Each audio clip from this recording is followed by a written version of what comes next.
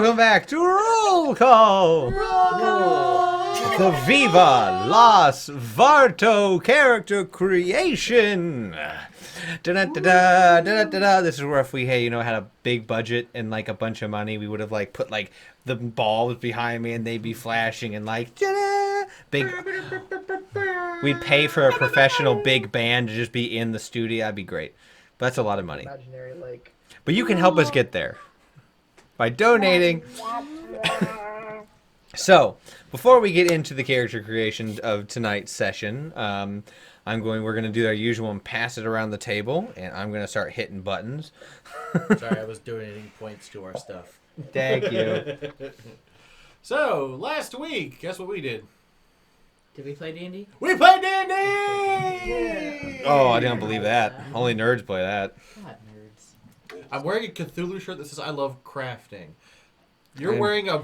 I'm wearing literally a ours. thing that... You're wearing a shirt that says Rogues Do It From Behind. Yes, if you like Wesley's Wonder Emporium, you can buy that at Red Bull. But go on. And so last week we played the finale of the Scavengers mini-campaign where Sam was gracious enough to be our wonderful DM, and we love her dearly for it and for many other reasons. And nice enough to not just murk us. She tried to. She did. She did. Hard. I was like, what's that potion? What's up? Here, I bought 100 potions. There we go. Following that, the video went up on YouTube on Monday. After that, guess what happened Thursday? Nothing. History God. check actually came out, ladies and gentlemen.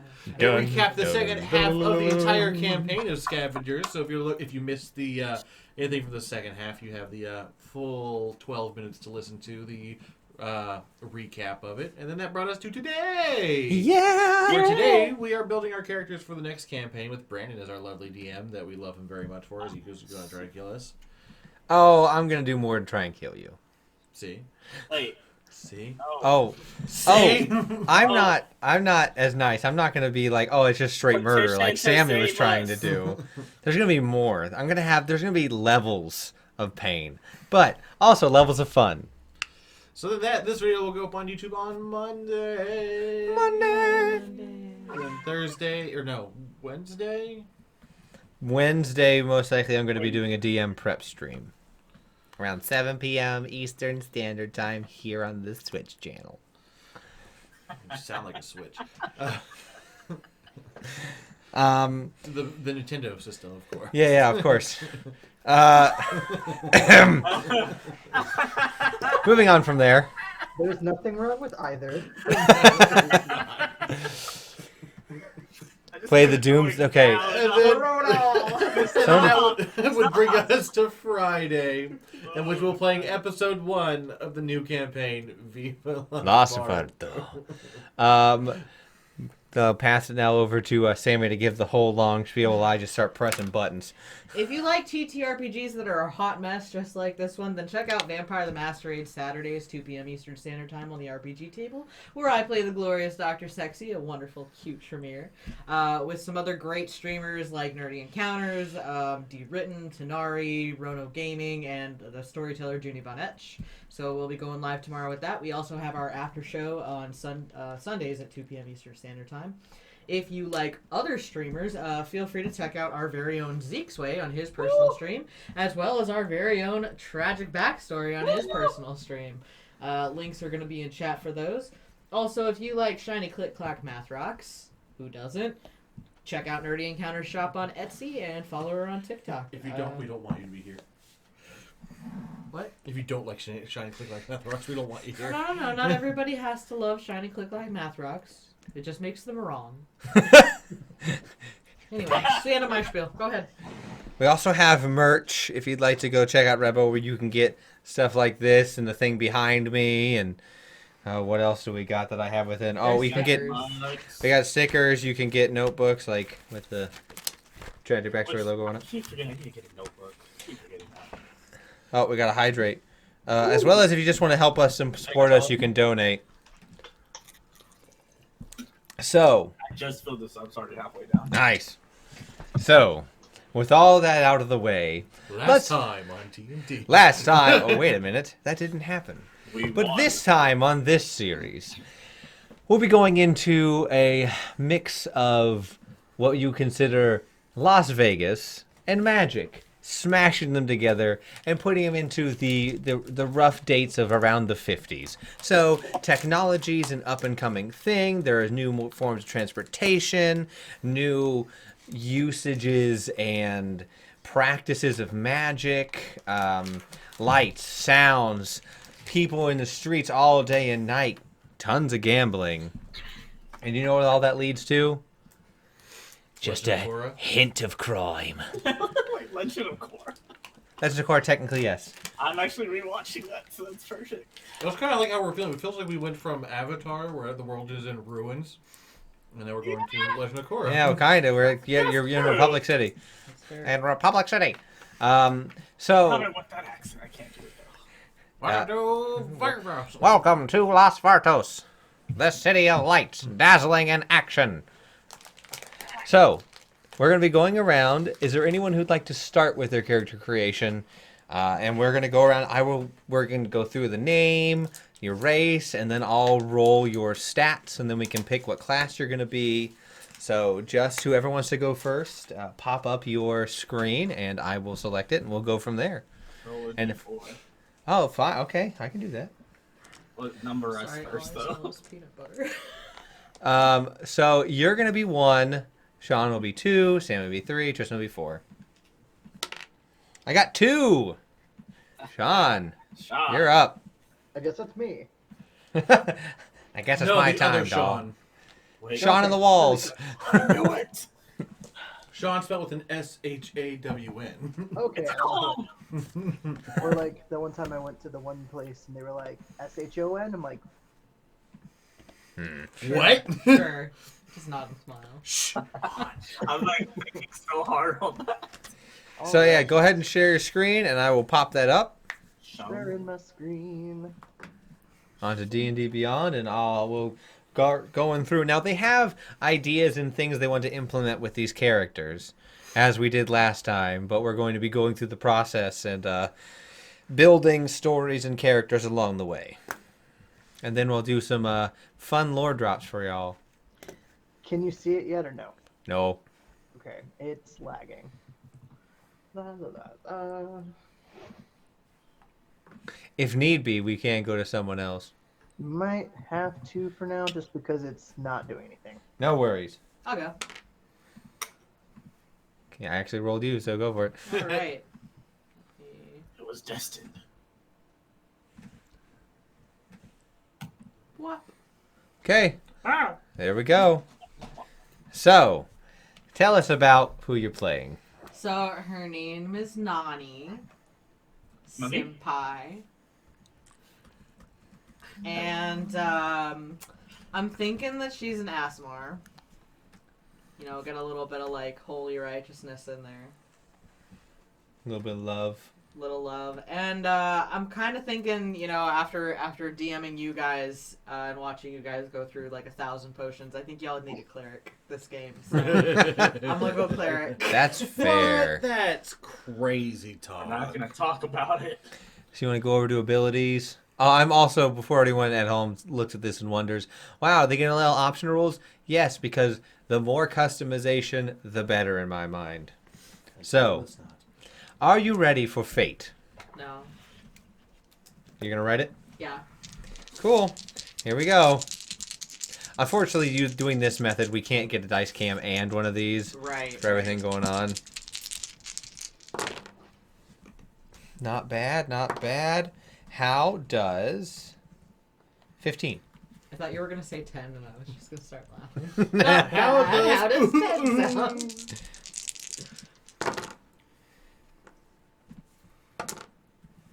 How does a whopping 17?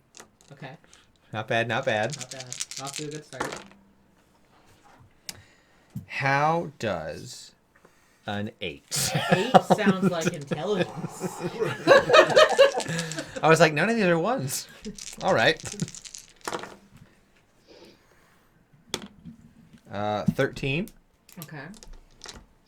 You have I've got 4. so 2 more.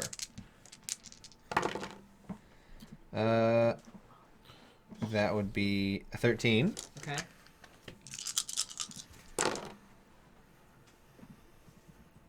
And okay, an 11. Okay.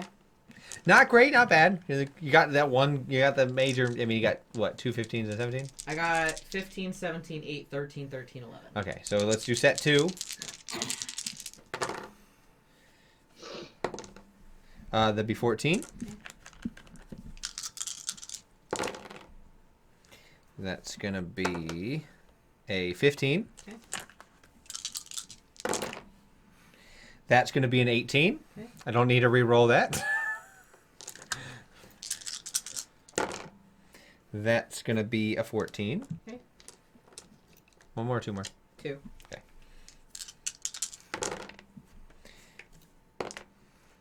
That's gonna be a 9. That's intelligence. Okay. You turn a 6 back down. It's a- And that's gonna be an 11. Okay. So which one are you gonna go with? My back. I'm probably gonna go with the second set. Get that 18 I and can't get those. imagine why. I think I just like it a little better. Okay. So, With an Um, 18. so I'm gonna put that 18 into wisdom, As you should. As you should. 15 into strength, 14s are gonna go dex and con. 8 in intelligence. 9. Well, that's a 9 in And yeah, 9 in intelligence. intelligence. That leaves the 11. That leaves the 11 in charisma. Technically, you can be nice, but now, from what we've talked about, You're going to be creepy anyway. you're Yeah. going to be nice, and people are going to like you, but you're also going to be a little extra. Well, I do get a bonus to charisma. with Yeah, my so race, you're gonna be at a- that's fine. Yeah, you're going to be enough where you're going to get positives, but it's not going to be as high as you probably wanted. No, and that'll work. That'll be fine. All right. So do you want to keep building, or do you want to move on to someone else? Why don't we move on to somebody else's 'Kay. rules? Then Tristy boy. And I didn't do it. screen share.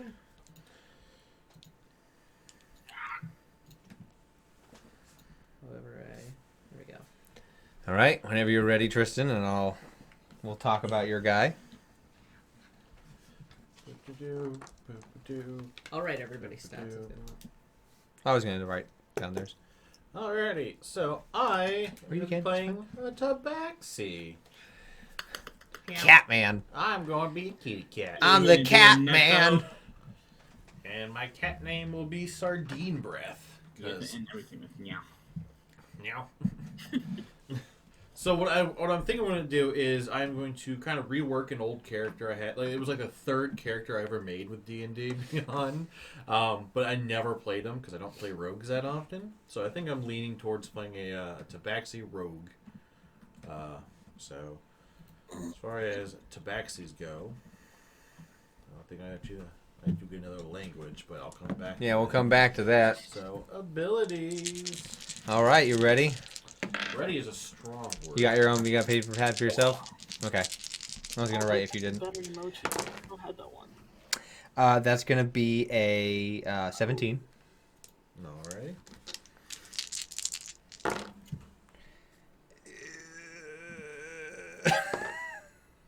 That's gonna be a 12. You're really lucky I rolled real high on that second on that reroll.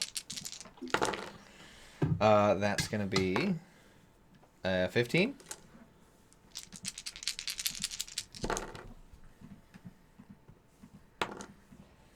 That's gonna be a 13.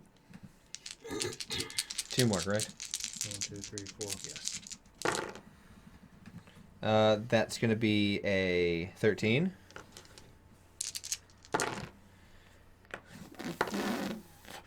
That's gonna be a 9.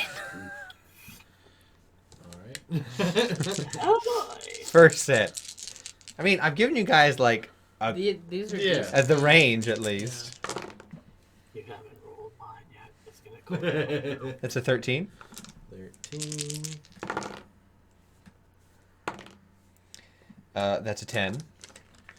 10. This isn't off to a good start.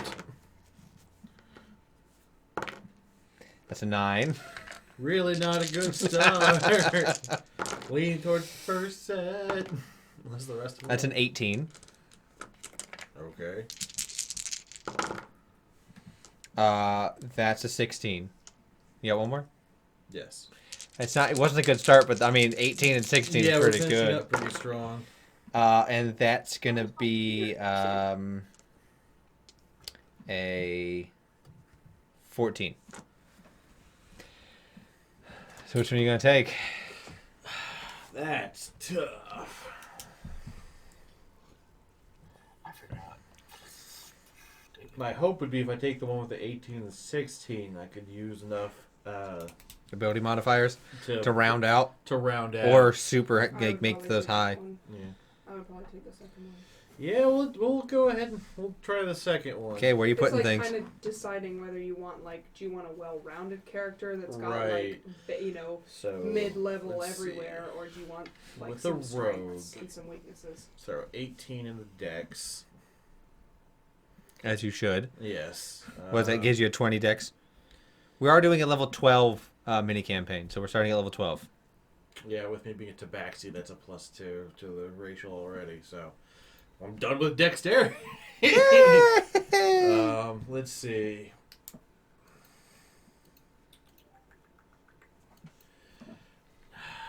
Now it's usually followed by charisma for. Intelligence. It depends on what you're trying to do. With being a thief, I would probably put it into intelligence. 'Cause If that'd you were- be so, investigation and everything. Rogues have a lot of different avenues you could go. Since you're thief, Mhm.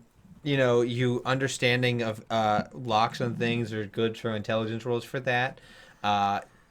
If you were more of an arcane trickster, it'd be intelligence because that's your casting modifier. That's your casting stat. Now, charisma is also good to have though because if you get caught, talk out of it, scare out of it, lie out of it.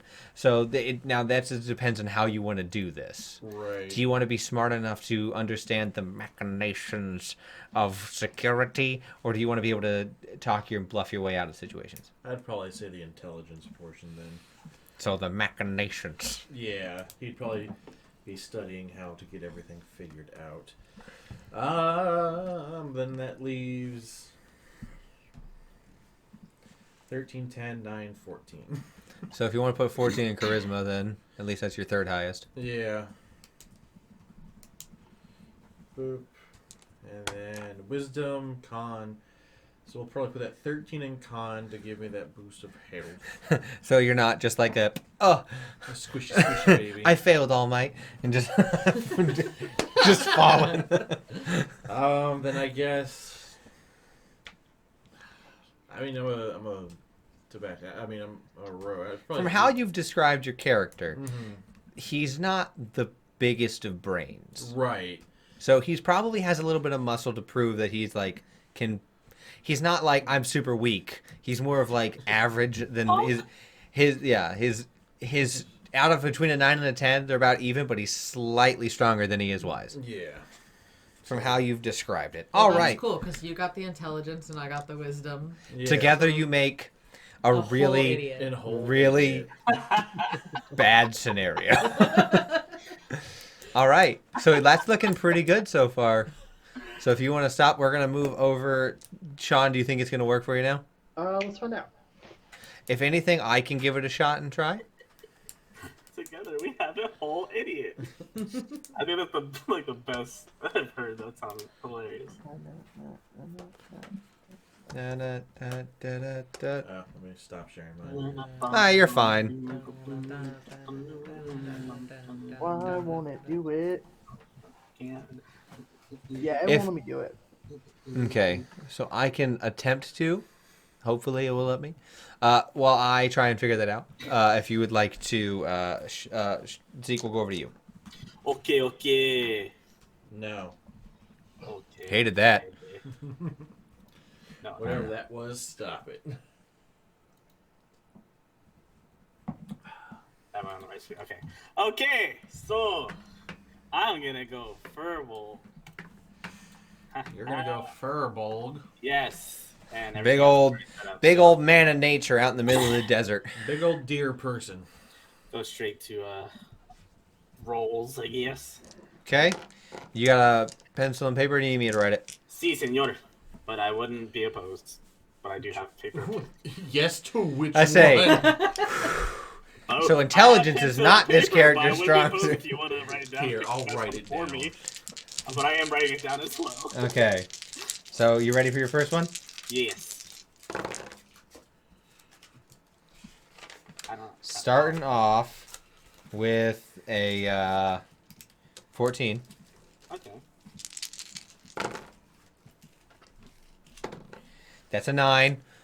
Alrighty. I've rolled a lot of like 2, 3, 3, 3s. That will be a 13. Okay. 3 to go. That'll be a 12. Okay. The 10. Last one. That's a 17. Good way to end that. That's a pretty well rounded. Or No, it's yeah. So okay, second set. Hopefully we get you. Please. Put some spit on it. That's 14. Okay, that's a good start, I guess. is it the same as last time? I know. That would be a 12. All right, we're still using the same number so far. That will be a 16. Okay. A new challenger has appeared. No. That's an 8. You said 8. Ooh, another Yeah. new challenger has appeared. 2 left. I told you when Yes. it got to me, I knew it. That's an 18. There we go. Okay, okay. One last one, right? You're going with the second set. Oh, big time. 5, 6, 7, 8, 9, 10, 11. That one's got some ups and downs. So Yeah, but I it's personally more prefer. Okay, so just because That's why I've never played Druid, but I believe Wisdom is highest, next is Constitution, correct? If you're going to be a casting wizard, yes. I mean wizard. Casting druid, yes. Yeah, Casting wizard. yeah. Casting wizard. Wisdom's bad. Because wisdom is your casting modifier, and if you're going to be doing more mid to back range casting, then yeah, that's your go-to. For my build, because we were talking about how, so I was thinking mid more so, and then like to be able to interchange between front and back if I needed to. So, if you're going to do that, you need to be able to hit, and you can use finesse weapons if you'd like, but more often druids use regular weapons and because they don't have proficiency in them. So you'd want something like strength. Okay. So you can go casting, strength. You can go wisdom, strength, con, or That's you can what I'm go thinking, wisdom, yeah. con, strength. Since your fighting is more of your tertiary score. but you want to make sure that you have that health to.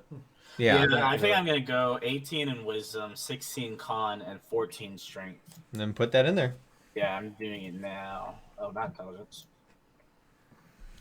That's I'm my not shtick. supposed to be smart. All right, and then I have the 12, 11, and 8. So I'd probably put 12 into dexterity. Yeah, that's what I was thinking. Now this is your choice between if you want to be kind of the dumb one or if you want to be like. Now, when I say dumb, I don't mean like you're stupid. I Yeah. mean because there's street smarts and then there's book smarts. You will understand the subtle consistencies of the world with wisdom. Now, if someone asks you like, "What's the boiling point of water?" you're going to be like, "Hot." About 20 minutes. Hold on, I need to flip a coin. And then charisma is how often are you going to be talking to people? All right, nope, it's odd. Intelligence is going higher. All right, so we now know that Damien the Fang is not very pretty. I'm, Which we can- I'm pretty. That's what Well, part of I just charisma. can't Well, talk. No, we I'm can pretty say that that way. you're moderately attractive to the No, point I'm of beautiful. they give you like the first impression like, okay, I'll talk to you for a second, and then you open your mouth and they're like, Oh, I made a mistake. I don't know. I mean, it's kind of like Sorn. Like, because Yeah. Sorn's that negative, and he's the big dumb guy who he's not necessarily ugly, but there's so like It's just you're an idiot. there's a lot to charisma. You can look good, but how you carry yourself, what you say, what you do, how you act, all of that is into charisma. So you can look great, but there's going to be some sort of fumbling in your charismatic pursuits. Like, hey, baby. Like, excuse me? Smoke bomb. I don't know. I kind of want to switch it now. But I feel like being smart is probably a good idea, too. Again, it depends on what you plan on doing as this how many character. smart people do we have? I forgot already. I'm intelligent. Okay, you're intelligent. I'm not. You're not. That's right. I'll go intelligence. I All mean, we right. have two very wise people. Once again, intelligence is great, but it's not everything. No. Alright, that just sold me on switching it. Okay. I never go charisma. And I was just thinking that earlier today. I never go charisma. So I'm going to try it. Okay. So I will be running for you, Sean. Oh, So let give me stop sharing. one moment, and I'll set that up. Hopefully, it Okay. doesn't cause everything to explode. It explodes! It just you try to click it, and it's like no. Mm-mm. Oh, my wa. Nani? Okay, so there we go for that. Everyone can see that. Are you So- okay? What are you laughing at? I'm laughing at the name. So, Sean, go ahead and give this to us. So, I'll be playing a Minotaur named Anthony the Bull Casolari. Stage name Tony Calzone, because I'm going to be a bard. Basically, think just like Las Vegas lounge singer, relatively popular. You know, sing the song, do the thing. So, by the way, for everyone, for your character stuff, go back to home and make sure you have optional features clicked, because I'm allowing those. So go for it. What does that do? There are different things you can do, like Origin Manager, so you can change your like what abilities you get. Because right now, as a Minotaur, Tony will get +2 to Strength, +1 to your Con, but I believe you'd want to change that, correct, Sean? Yeah. Which we can click this and completely change. You can. Do you want to keep your imposing presence? Because that really just gives me Imposing presence will give you intimidation or persuade, which is good for what you're trying to do. So either of those are fine. yeah. So we can keep that. Okay, so we're gonna go to the ability score increases. Will it? Do I have to do it in here, or I've never actually done this. I don't know if it's because it's not letting me change it here. But we'll do it after the fact. So what 2 do you want to increase? I'll write it down. What +2 and what +1?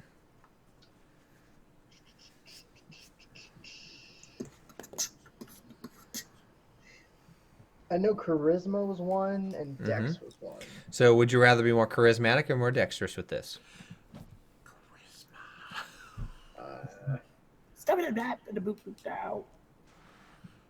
Whatever Sean wants to do, I'm fine with either. I mean, I guess charisma would make sense, and then dex is the next one. Okay. So whenever we get there, I'll add those to your character sheet. So now let's go over class. You were thinking of going Bard. Bard. So we'll come back to that. So you're going to be just a sweet, sweet little muffin.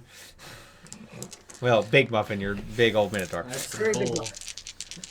So I'm going to roll your stats and write them out. Or you can also write them out. I'm just going to write them so it's easier for me to put in. I got it, too. First one is 10. Okay. Starting off solidly middle. I think my wisdom smashes out. Yeah, I just realized that. Then 12. 14, 16, 18. Good. And my strength went up. Cool. 11. Okay. Pretty average so far. 10, 11, 12. That will be a 15. Okay. 2 more. That's going to be a 15. Okay. Hey, thanks for joining us, Vanilla. Hey! Hey, And that's going to be an 11. So you might not go first set. Well, depends on what you're about to roll for the Yeah, second that's set. very true. It'd be like 9, 9, 9. 9. His first one's 12. Okay. That's going to be a 16. New challenger has appeared. Wow. That's going to be a 12. Okay. Back at it again with a 12. back at it again with a 12. That's going to be a 17. Okay. All right, this set feels better. 2 more. Coming in hot. That's going to be a 13. Okay. That's going to be a 9. Had to say 9. You did that to yourself. It's like a I did. curse. So I'm going to suppose you're going to go second stat. Yeah. Because that will give you some highs and lows. So if you went and you put that 17 in charisma, you'd have a 19 total because of your Minotaur background, your Minotaur origin. Alright. So if we want to do that, we can put, no, that's 17 there. Sounds good to me. And then what would you like to do with that 16? Probably throw it in the decks. Okay. Now you have next is 13. 13. Oh, my back. I guess I'll go ahead and throw it in. Screw it, intelligence. Solid. I'm all for that. What would you like to put your 2 12s into? 12s, I'll go ahead and do con and ways. You are doing everything I hoped you did. That's unfortunate. That's not good. So I'm gonna stop scroll. I'll keep your character builder up, and I'll refresh when you start working on like stuff. Did you want to make sure that you've got that extra? Yeah, I'll put it into the other modifier for it. So dexterity up 1, and then charisma up 2. Boom! Look at that 19 in charisma. So now that we already have you up, though, we're just gonna swing on over to back to race. You can pick. Would you like intimidation or persuasion as one of your? You get automatic proficiency. Let's go ahead with persuasion. Solid choice. Solid choice. Oh, now okay. So I had to pick the inspiring presence first. So let me go back to abilities because it's gonna let me do it there. So that's a good thing. No, not -1. So that's a good thing for everyone at home. If you're using D&D Beyond, whenever you do that, make sure you get rid of other things and it'll automatically update. So we're gonna do a increase by 1 is Dex, increase by 2 is Charisma. Hell yeah. So back to class. Welcome to class. We'll start at level 1. Let's take roll call. Dun dun dun dun dun. Get out. Roll call. You have an AA Ron in class. Okay, so Aaron. proficiencies. Present. You get a lot of them. Ooh, bards. Oh no. So I'm going to give you as a bonus, and I'm going to add to your character that vocals is one of your instrument proficiencies, but that'll be an additional one based on your background. You can pick 3 regular instruments, though. That makes sense. I think that's kind of unfortunate that D&D hasn't given that an option yet for proficiency, but for as a musical instrument. But How do you feel about instruments that aren't on here? Like, I for also example, believe piano. that if you'd like to do that too, we'll put one in and mark it as such. The party's just hauling around a piano. Well, no, I mean, One of those Well, keyboards. better load up now, because Bessie that's onto the wagon. proficient, We're not moving necessarily carrying. Just someone just like mage hands a piano everywhere. No, that would take That's when we like push down the that'd take like stairs. 10 No, mage remember, hands. you give a mage hand a rope. You could, yeah, it better be on wheels. Well, because that was just a general question, because Yes, with these it being are- a more modern feeling, you might be running Which- into more pianos and. We're stuff gonna like select 3 on here because it'll just never go away. That. Yeah. So if you'd like, we'll say drum is 1 because that makes sense. Yeah, that makes sense. Horn also makes sense. You just got. And then we will say that lute It's a stand-up bass. is like, yeah, like a bass, and we'll give you like vocal and piano. Yeah. So now these skills matter. It's a one-man band. You have a whole lot. Man. Skills. I'm just. Acrobatics, animal handling, arcana, athletics, deception, history, insight, intimidation, investigation, medicine, nature, perception, performance, religion, sleight of hand, stealth, and survival. It's the final. Welcome to be a bard. So, charisma's your biggest thing. Yeah. So you can either lean into that charisma and you will just slap every check that I ever throw your way, or you can diversify and hope that your charisma will be strong enough with just your natural bonus to carry you through situations. Just with my character, I would say probably lean heavy into charisma. Okay, so your choices for that then are performance, intimidation. You already have persuasion, so you'll be able to give yourself another one that's not, and technically also deception. So you could do those 3 and just be all 4 of your charisma stats would then be proficient. Okay. I mean, and as a bard, you get that sort of extra proficiency, half proficiency in like everything.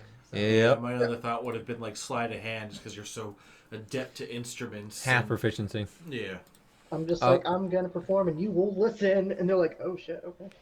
All right. I'm not gonna argue. So we're gonna jump to 3 because I do believe at 2 you just get Jack of all trades, which proficiency bonus rounded down to any ability check that isn't already included, and you also get Song of Rest, which is an often unused thing.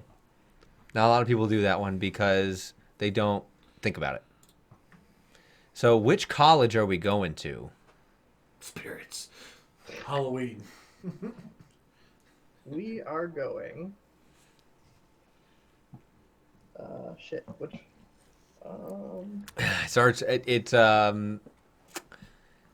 It actually came out with, well, not the original Minotaur, but Minotaurs were re-brought back with it. I think we talked about doing Eloquence. Yeah, I couldn't remember the name of it. College of Eloquence, because, boy howdy, You use this the bard's words. going to be talking everyone all the time. So what would you like expertise in? You get 2 of them. Probably performance. So if you'd like, you can do performance and persuasion, intimidation, deception. It depends on how you want to lean this character. Yeah, let's do.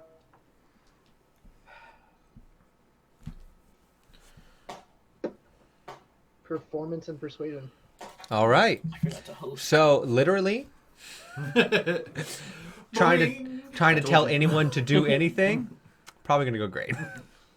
You also have Silver Tongue, which means when you make a charisma, a perception, a persuasion, or deception, anything below counts as a 10. Thank you for the host, Zeak. So knowing that, do you want to change performance to deception? Because then both of those you would roll. I think at the level you're going to be, I think you're going to roll a plus 13 to it. Yeah, works for me. That's only if you want. If you Yeah. want to use that. So, boy howdy. All right, so for now, we're going to step back from this and we're going to go back around to someone else. If you would like to continue and go up to, I think, let me see when your next big thing is and we'll come back. Your next big thing is at level 6. So if you want to handle going up to level 6, and like you can also do your spells and such. Level 6, we're going to Excuse me. come back to, we're going to go back to someone else. Sounds good. Thanks again. No problem. Now it's just on my face. Hello, face. Welcome So back. who's going next? Do we just want to go in the same order? That was Sam. Yeah, you want to just. Yep. Okay. Bring yourself back up.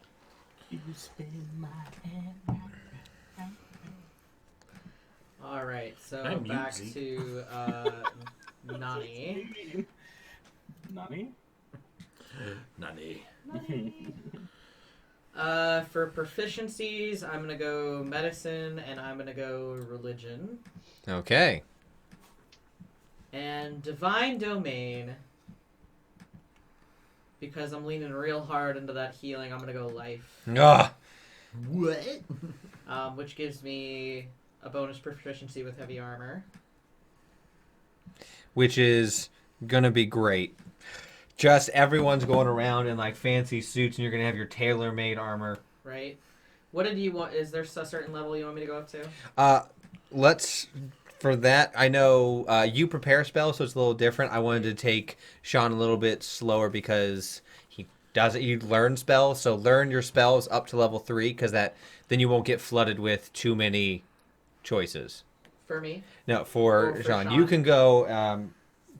You can go probably up to 6. Okay. Being a DM, you're fine. Well, being a prepare caster, you don't have to worry about your spells as much. Let's see. So, what big things did you get? Let's see. So big things that I get I get the bonus proficiency. I get the Disciple of Life. So at first level, my spells are more effective. They regain additional hit points equal to 2 plus the level. Get the Divine Power. So as a bonus action, I touch the symbol, pray, and get a spell slot back. I get the Preserve Life with the Channel Divinity, so I can heal any creatures within 30 feet of me and divide the hit points among them. I think I can only do that up to half their maximum hit point level. Yep. Get the ability score improvement, which I'm going to go on ahead and put that last point in Wisdom, and then put that other point in Strength. Nani may not be the brightest or the most, savvy person when it comes to interpersonal relationships, but you fuck around on Nani. Nani gonna break your kneecaps. And then I get the Blessed Healer, so when I cast a spell of first level or higher that restores hit points, I regain hit points equal to 2 plus the spell's level. So, and let's go all the way to, because clerics are pretty smooth and simple. When up what to they 12? get, yeah, just go up to 12. Okay. We'll go to that. Let's see. So following that, I get another ability score improvement. Which, if you would like a feat, I'm gonna let you do that. You just have to it has to make sense. You can't be like, I have eldritch weaponry for some reason. Strength and strength. I have full arm. I get Divine Strike, What? Divine Intervention, aka Pain in Your Ass. And then yeah, I might do a feat. You can go tough if you want to just give yourself that heal Yeah, point. I think instead of wasting points on sticking that into con, I think maybe I'll go tough. And now your health just Right. What is tough to you guys? tough gives you additional Hit points. hit points based on your The level you are in your con mod.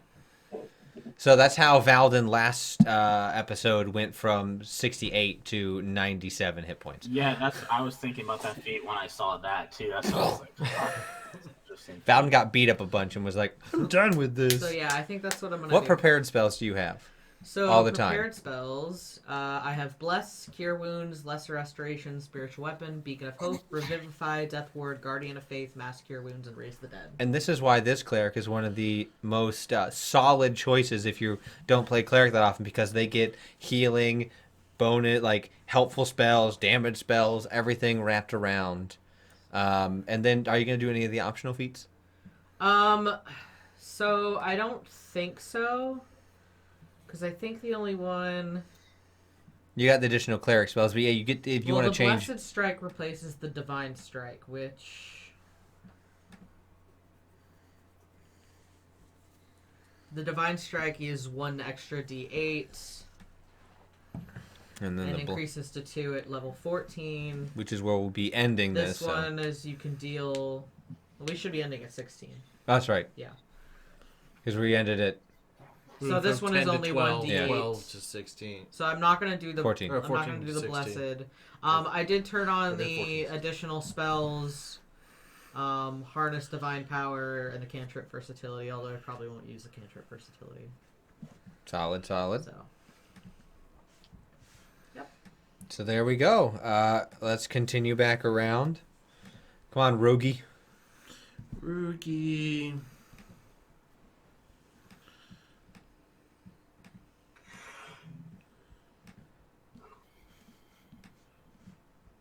Sorry. Yeah, we're going to 14 this campaign. 12 to 14. Then yours is 14 to 16. Boop, boop, boop, boop. Share. oh yeah, that's right. All right. Boop, boop. All right. So I'm still on my race one because I get to learn another language. What language you picking? I don't know. Oh, my hand cramped. I speak crab. No, you do not. Uh, For Protector, ASMR, for anyone who's wondering, that just makes it so even more support and healing. Also, wings. Wings. I don't know. What about goblin? All right. I mean, that's up to you, bud. I'm not. It's completely and totally up to you. I don't know if there would be another language that's predominantly spoken by the Well, you're in underbelly. you're in a city. It's not. There's no one. There's no individuals that are chosen to be lesser than others. So it's literally whatever you want. Diversity. You will. I will say there are a lot of elves I was gonna in say places of Elvish. high power. Yeah, so I was thinking maybe Elvish, so that in case things that I want to steal are labeled as such. Ha! That's an elvish. That must be important.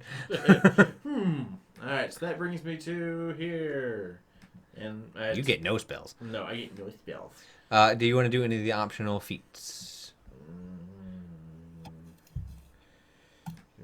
You get, I think, steady aim. I think that's just an additional feature if you'd like. Which is a solid choice. It's a bonus action. You give yourself advantage. Oh, it doesn't take it. It doesn't switch out for anything? Nope. You just get it. But it does have if you haven't moved. You so- get action only if you haven't moved during this turn. So you can't attack. So you'd have to move afterwards. But then you wouldn't be able to hide. Right. So steady. They did think about giving a rogue an ability to get advantage, which would let you sneak attack, but also you're taking the. I mean, it's just you don't have to use it. You can. Yeah, I mean, if it's something that I can have automatically, then I don't see why not. It depends on if you use it. Yeah. All right. Whoop. Go back. There we go. Alrighty. So proficiencies, rogues. Rogues and bards get so many proficiencies. I'm gonna go ahead and say let's go with sleight of hand. Solid choice. We're gonna go ahead and go with investigation, so I can keep finding out stuff. Smart. Let's see. There's another one that also makes sense for you. Be the acrobatics. Yes. How am I going to get up there? All right. Let's see. Athletics, deception, insight, intimidation, performance, or persuasion. Now, for those of you at home, being a tabaxi also gives Tristan the usage of his claws, as well as at one point, and I think it's the funniest way to describe this, every so often, Tristan can just get a case of the zoomies and move double his speed.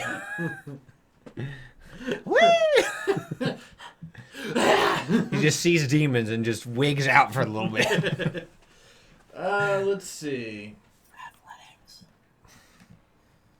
That would make it so if you had to do strength stuff, you'd be a little better at that. But your strength isn't that high, so that'd be compensating rather than leading it. Yeah. Rather than pushing into something that might be more helpful.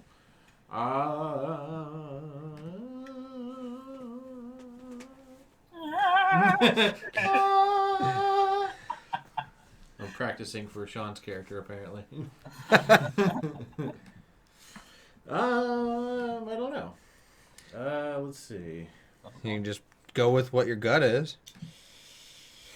Got his insight because I'm going to be like questioning guards. Which also works. You can insight's a lot more than that. You can insight something. You can insight people's body language, what you know. Insight's pretty diverse. Yeah. So if you want to use that intelligence a bit more. Right.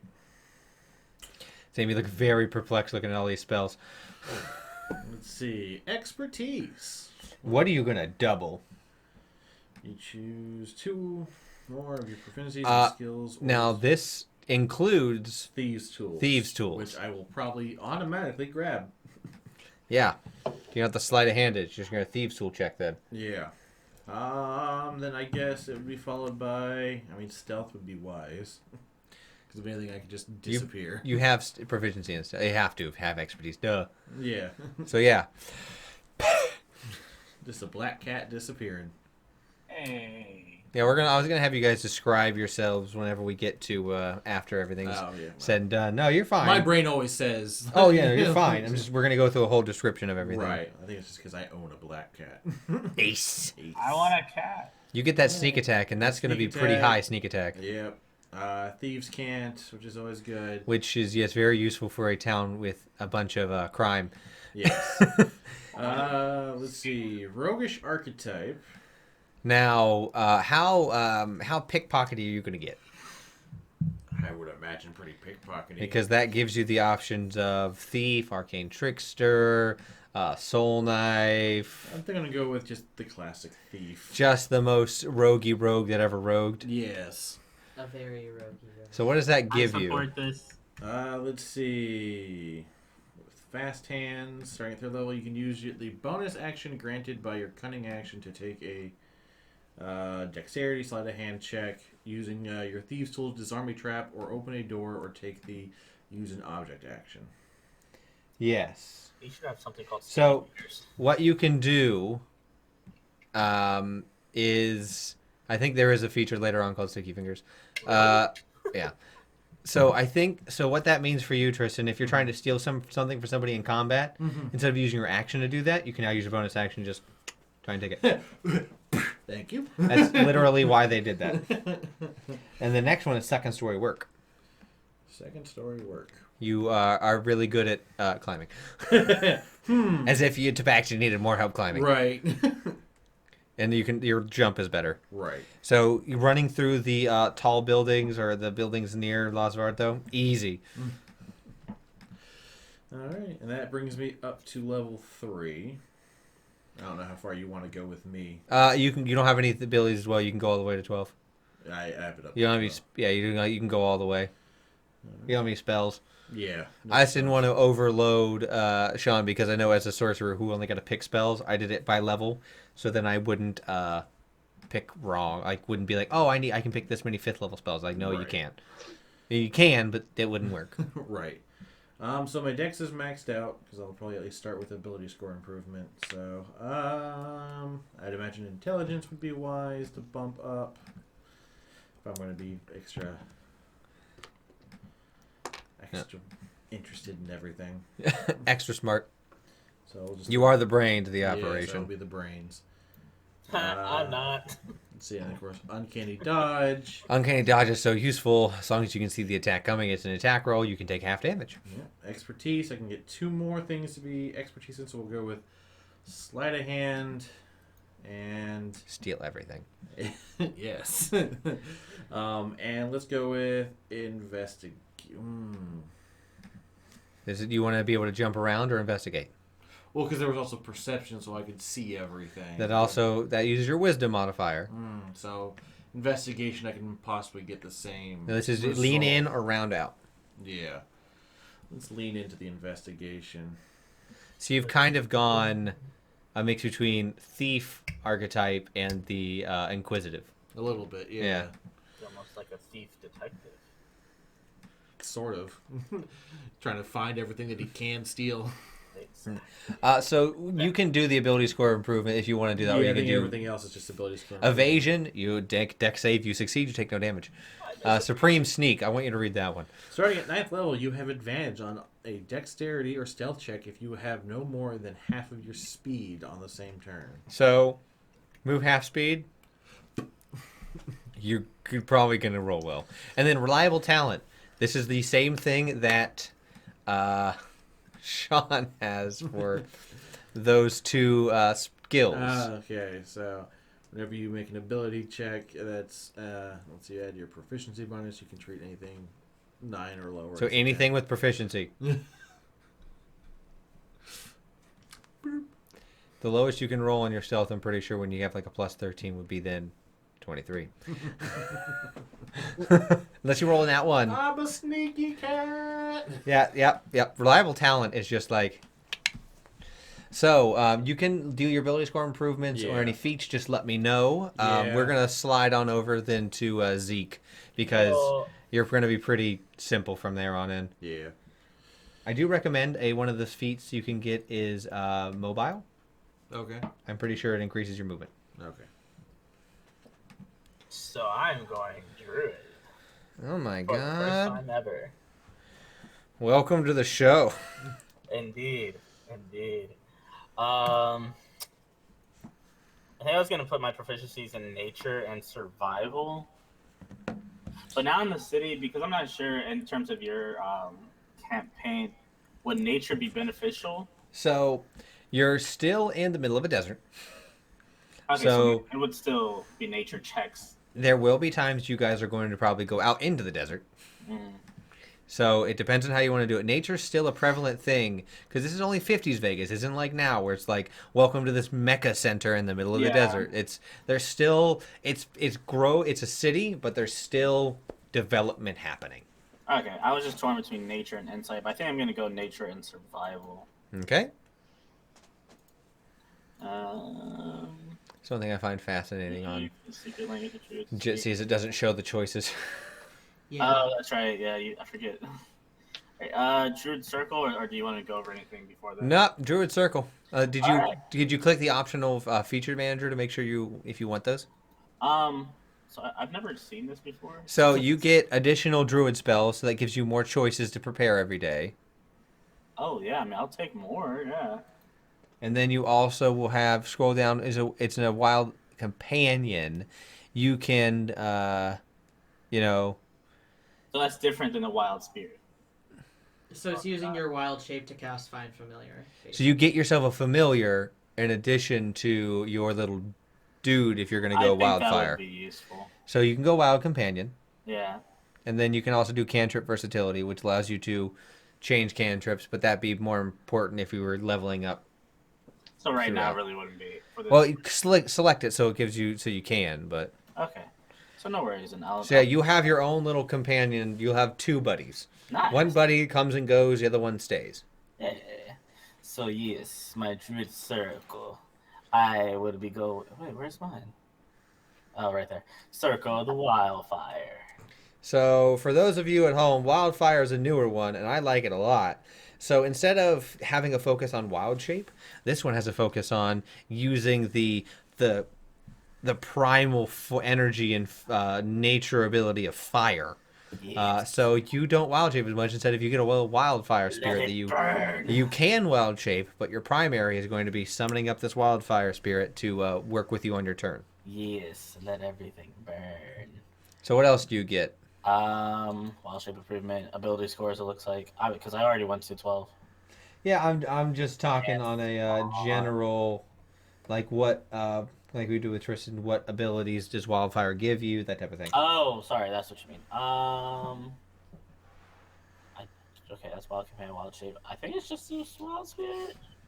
You can summon a primal spirit onto your soul. As an action, you can expend one use of wild shape feature to summon a wild spirit.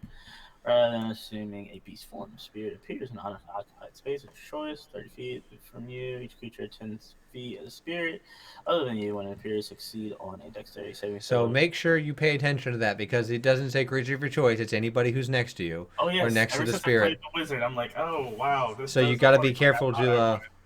not make sure that Nani's near the spirit whenever you summon it because dexterity is not going to be so good. Yes. Nani can heal herself. That's fine. Like, oh, pretty. Ow. No, get away from the spirit.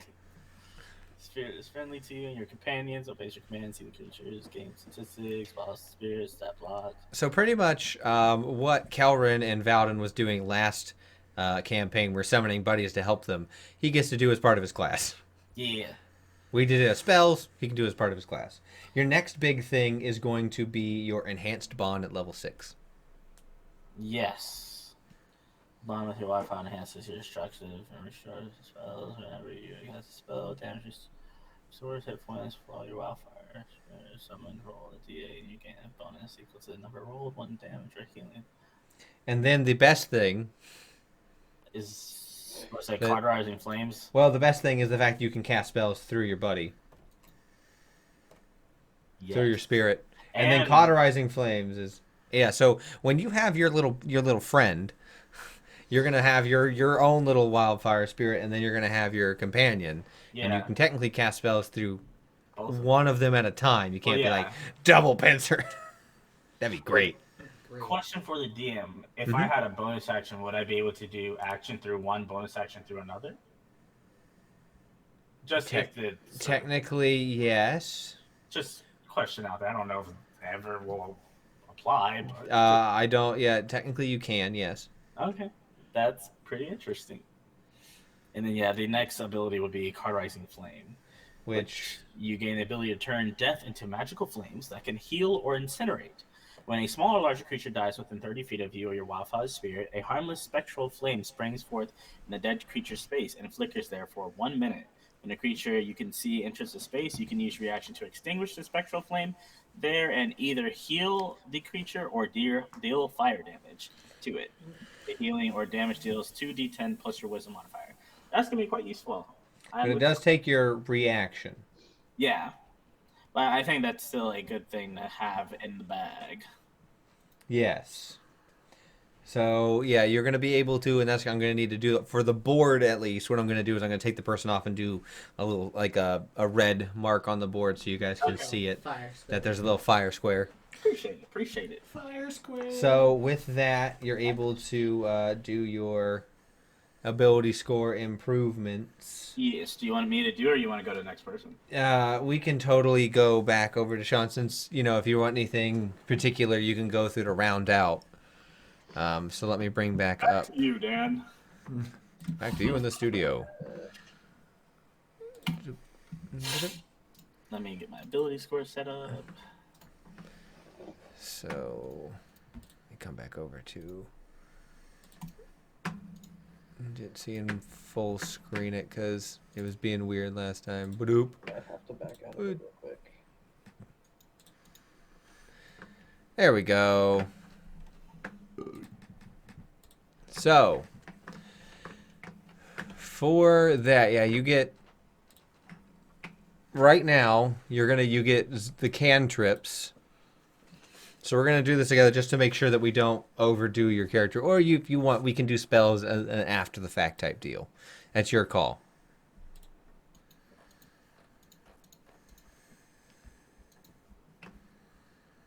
Do you want to say, if you want to do spells now, we can. If not... Let's go ahead and do, the level stuff first. Okay, and then you and I can go through at a later date and do all the spools. Well, because I was already looking at spells. Some of them I'm like, yeah, totally that. And then other ones I'm like, Makes that easy. So when we get to, there we go. You get, by the way, you get Counter Charm. The Font of Inspiration is really good. You get short rest, you get all your Bardic Inspiration. So every time you guys take an hour break, Tony's going to be able to start Bardic Inspiration again. You also get Counter Charm, which means... when you start the performance, you can do a performance as an action, and then you can make anybody within 30 feet of you have advantage on saving throws against being frightened or charmed, which is really good. Unfailing Inspiration. This is one of the coolest things about the College of Eloquence, is that inspiration doesn't, if you fail with it, it doesn't go away. Let's say you roll to attack and you still miss, it's still there. And then, Sean, if you want to give everyone what Universal Speech does.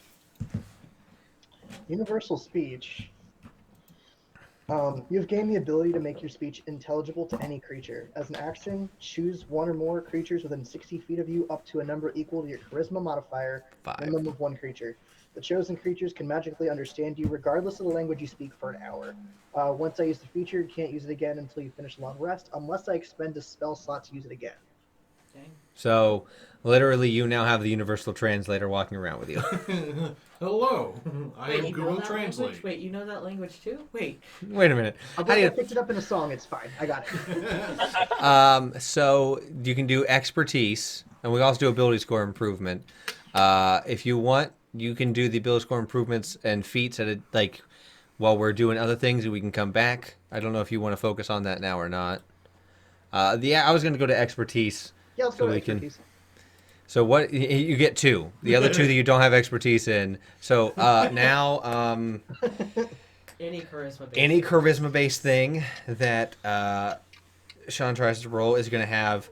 The only 2 of them get the 10 bonus, but 4 of them now have the ability to roll really, really high, like insanely high. Oh my God. So yeah, now we can look at the last thing, which is the magical secrets. So you now know, you can now learn any spell, 2 spells you want. So there is a long list of them. One of them that I'm sure your compatriots would not say no to is counterspell. I was thinking exactly that. I don't know if you can learn that though. So so counterspell would be one of the good ones to pick. Yeah. Because then you could counter anything, so no one else can. That's nice. Yeah, I don't think anybody else can learn that. No one else can. Okay, yeah, sounds good to me. Is it? Cow. Cow. I know, I'm just having a trouble reading it. Cow. There it is. And then you get one other spell, which you can decide later. It has to be, I mean, they're all spells that you can cast. Yeah. But yeah, you have a whole list of things to pick from. So yeah, you can now stop someone from casting spells to your group being like, hey there, Toots, stop that. So if you want to, some feats I might recommend, just so if you want to look at some feats.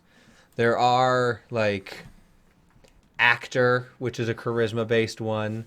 So you can pretend to be other people, especially if you cast Disguise Self and have actor. Just, hey, I'm not Tony Calzone. Well, Disguise Self plus actor means that, I know, so you I could know. become somebody so people won't recognize you. Lucky's out. No one's allowed to do Lucky. Inspiring Leader is pretty good. Lucky's not allowed. Lucky is not allowed at roll call. In roll call At too. Roll Call Studios, Lucky is the one feat that has been banned, unless you are a actual halfling. Yeah, unless you get the half. Yeah, so you can totally go through those and look at them whenever you want. Okay.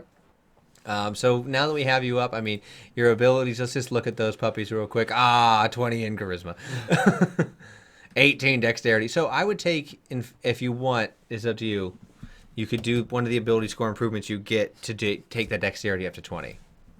Yeah, makes sense. So description, background. Now I'm feeling you're going to be a factioning. Entertainer, correct? Yeah. Okay, yeah. You get another skill. Jeez. Now dexterity gives you have a really high dexterity. But you also sleight of hand, stealth, it's technically anything you want. Because it does give you acrobatics. So. It does get, so you could do any of these. So animal handling, arcana, athletics, history, insight, investigation, medicine, nature, perception, religion, sleight of hand, stealth, and survival.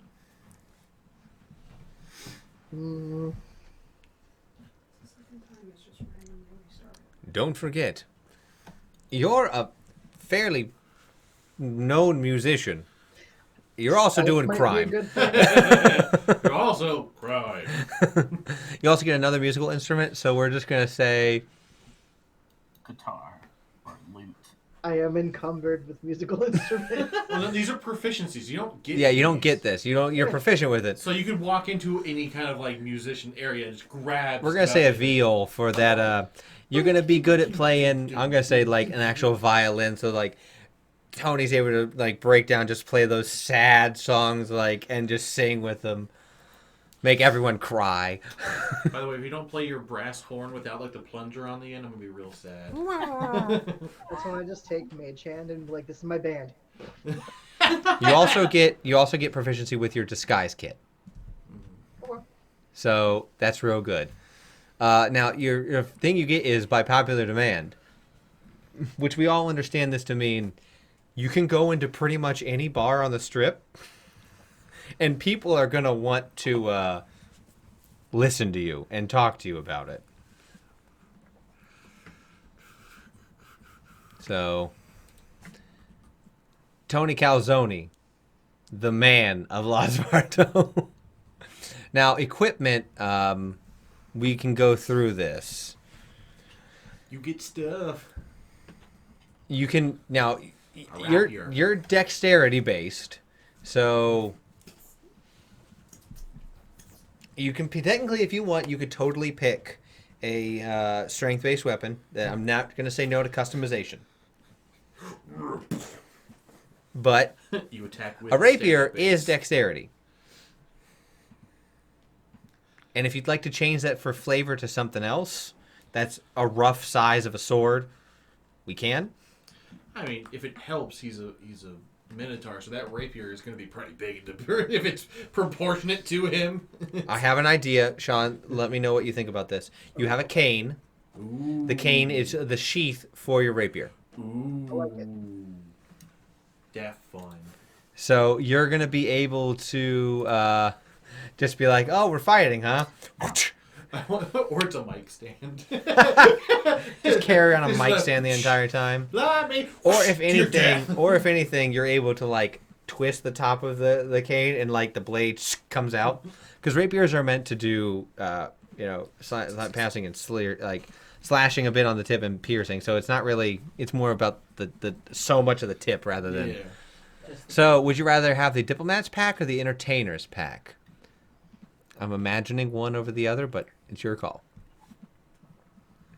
I mean, it would make sense to have the Entertainer's Pack. So would you like the Entertainer's pack, or you can go Diplomat pack if you want to be more people person? Why don't you? Because when you click on it, it shows you what's in it. That's true. So what's in it? I forgot. You can go back and forth. So the Entertainer's pack is a backpack, a bedroll. The costumes are the big thing. That would be your 2 suits. Yeah. Candles are more of you'd have like a flashlight. You'd have food, but that's not really a big thing. You'd have a flask on you, and you'd get your disguise kit. Okay. And the diplomat pack has what? The Diplomat pack has A chest. a chest in the home base, so you'd have your little place to, your own little place for maps, scrolls. You'd have a set of, if you already have a set of fine clothes, you'd have your own ink and a pen. This is more for traveling, so I think Entertainer's pack works more for you. Yeah, makes sense. It comes with soap. So, it says you can start with a lute or any other musical instrument. Do you want to start with a small, like, guitar, or would you like a different instrument? Trombone. Lute works. You want a Or lute? drum. Either one of those. You want to? So I was gonna say you could do lute for a small guitar, drum, or you can get a horn to play the trumpet. I'd say either a lute or a drum. Okay. Well, then we'll go lute. I'm just picturing this big old minotaur blowing. Into And a now tiny you get mouthpiece of another trumpet. starting equipment, so you can get another instrument. So if you want to do drum, You can also get a whistle stick. you can also get a whistle stick and just whistle stick it around, but you're not proficient in it. Look, there's no option for whistle stick proficiency. I know you can't do that. I So- would suggest horn because I know you're proficient with it, and I like the idea of you playing a trumpet. But that's just me. Yeah. I know you keep saying drum. I You know, just like the idea of just like doing my singing thing and then being like, oh, encore, cool, and coming out and just like, do like, I don't know. I just think it's fun. then by all means, Or So- maybe like you're a wise guy and you just like doing your own. you make a joke. You So my thought is this means it's on your person.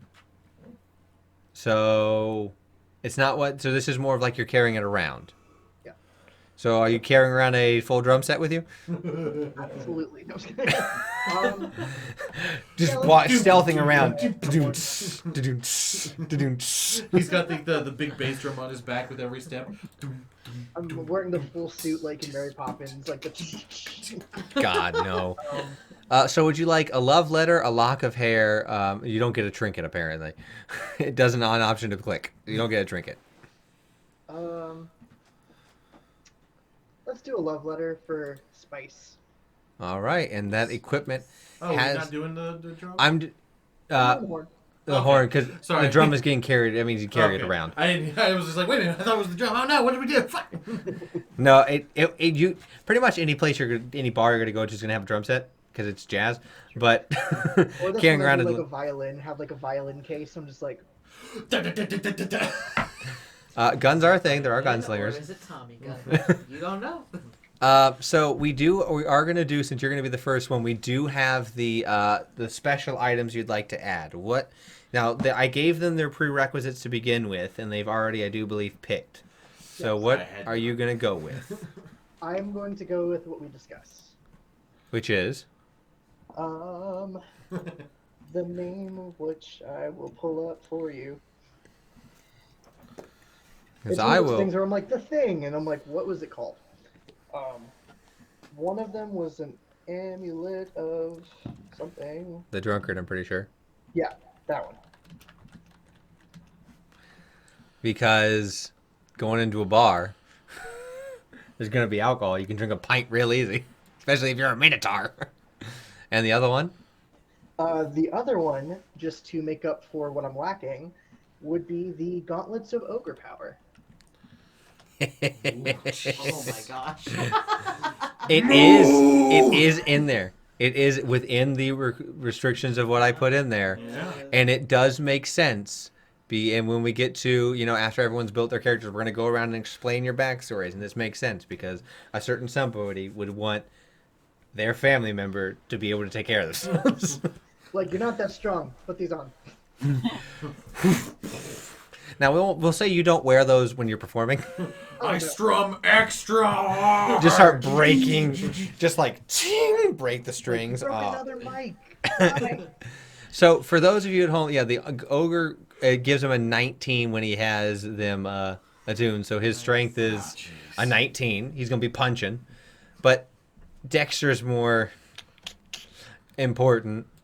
And then Amulet of the Drunkard is if he finishes a pint of any sort of alcohol, 4d4 plus 4 hit points. Nice. So going like you guys, walk into a bar, heal up, like that. So that is what we're going to. Not really attuned to the ogre power. So that is Sean. We're gonna whenever everyone's going around, we'll talk about your character, but we'll do that after everyone's done building. So let me end this and come back to here. Ba-doop. All right. So with that being said, Tony Calzone has been built. Welcome to the world. Yay. So let's go over to Nani. All right. Honey. Nani Botadio. Alrighty. So I have chosen my spells. Which you get to prepare every day, so Yep. except for cantrips, but that's gonna change. It could change a lot. Yep. So you're gonna did you lean in more to healing? So I did do a lot of healing. I also did try to get some attack spells, both saves and direct attacks. A lot of the healing was already Given to you. always prepared. Yep. So I also grabbed a lot of buff debuffs, like Death Ward, Aura of Life, a little bit of divination. Interesting. Just to mess with you. Interesting. So yeah, definitely gonna be a support caster. All right, so let's go. I mean, you got that. Yep. So did you? What did you pick for your ability score improvements and such? Or So I put it into wisdom and strength, and then I gave myself tough. okay, just want to make sure that's what we stuck with. All right, so I am an acolyte. who was your deity? Lathander. Want to describe Lathander? So Lathander, being a good deity, a life deity, is all about fertility and spreading your seed in the world. Boy. So yeah. So to put that into the term of the layman's, Nani really likes spreading the love, which I cannot wait for. Yep. So I get a skill proficiency of insight. My second skill proficiency, I think I'm going to do.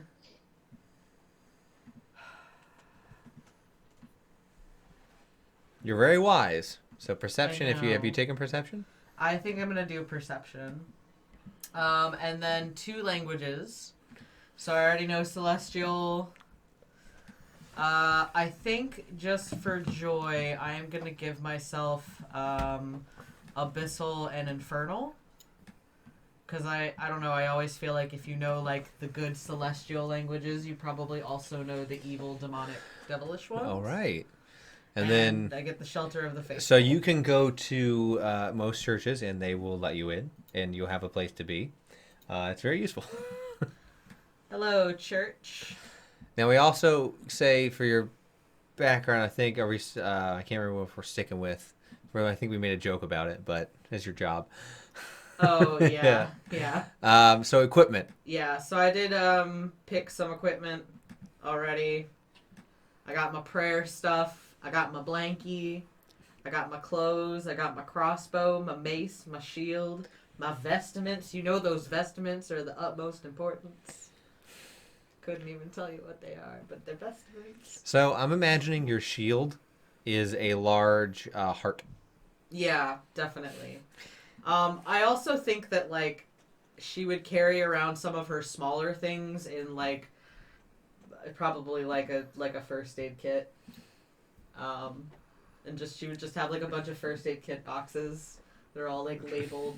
Like one says like incense, prayer candles, like. I need a doctor. All right. And then for the magic items. Yeah, what are you picking? So the first thing I'm going to pick is going to help because I currently have disadvantage on stealth. So I'm going to go with the mithril scale mail. So there's that heavy armor. Which means that I have the heavy armor and I don't have disadvantage on stealth. Thank God. Which is great.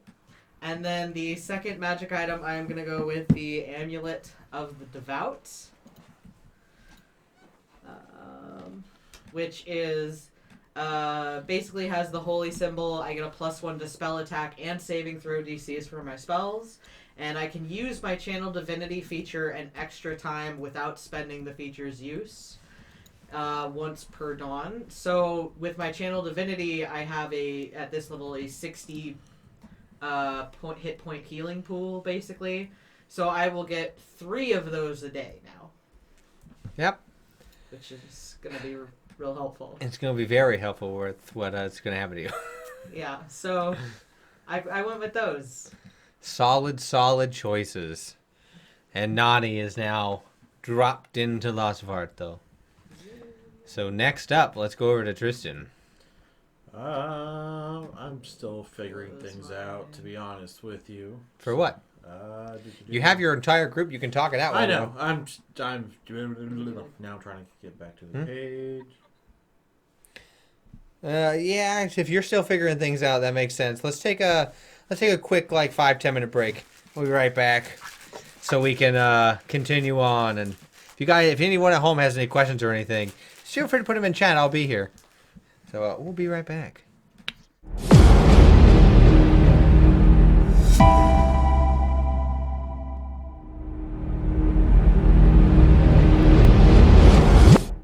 And we're back. Are we? Yes. So we'll continue on along with Tristan if you want to go to your character. Alright, yeah. Sweet Jesus. I was just looking at Tony Calzone Sean's character going like, "Oh God, what have I made? What have I rolled for?" Alright, so to update what I've done a bunch of ability score improvements, maxing out my dex and my intelligence. One of my ability score improvements was this one. I chose mobile, as you had suggested, which increases my speed by 10 feet. I can use my dash action across typical terrain. It doesn't cost extra movement. And when you melee attack against a creature, you don't provoke an opportunity attack from that creature for the rest of the turn, whether I hit them or not. So I go, ha! I whiffed. Well, too bad. I'm out of here, motherfucker. And I think for my last one, I think I will take the feat of crossbow expert because as a rogue, and this is going to be an adjustment for me, who usually plays a very martial class, I'm probably going to want to be some distance away from people. So helping that might be a good idea. Yeah, probably smart. Yeah. Excuse me. Also, steady aim will help. Giving yourself advantage. Oh, yeah. I was like, is that another feat I didn't grab? So then that takes me through my abilities. Again, my abilities. 20 dex. And 20 intelligence. You're the smartest thief. You're basically the inquisitive without the inquisitive I'm abilities. the Black Panther, if you will. All right. Well, instead of the Pink Panther. You Bombay. That'd be very hard to stealth around in. What's that pink blob? So I guess that brings me to background. I wonder what the thief is going to pick as a background. I don't know, criminal / spy. Oh my God. Boop. So what does that give you? Let's see. Skill proficiencies. Let's see.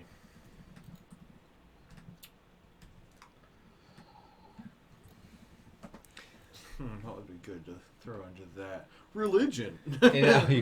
So if you guys want, while this is going on, I see Sam is brought up Hero Forge. If you want to do that, you can bring up your character that you made, so you can we can screen share and look at them. But we'll do that after the fact when we're describing your characters, just to put it in the head. The only person we're not gonna be able to do is Tony Calzone, but I have a photo on my phone. I'll just show the camera.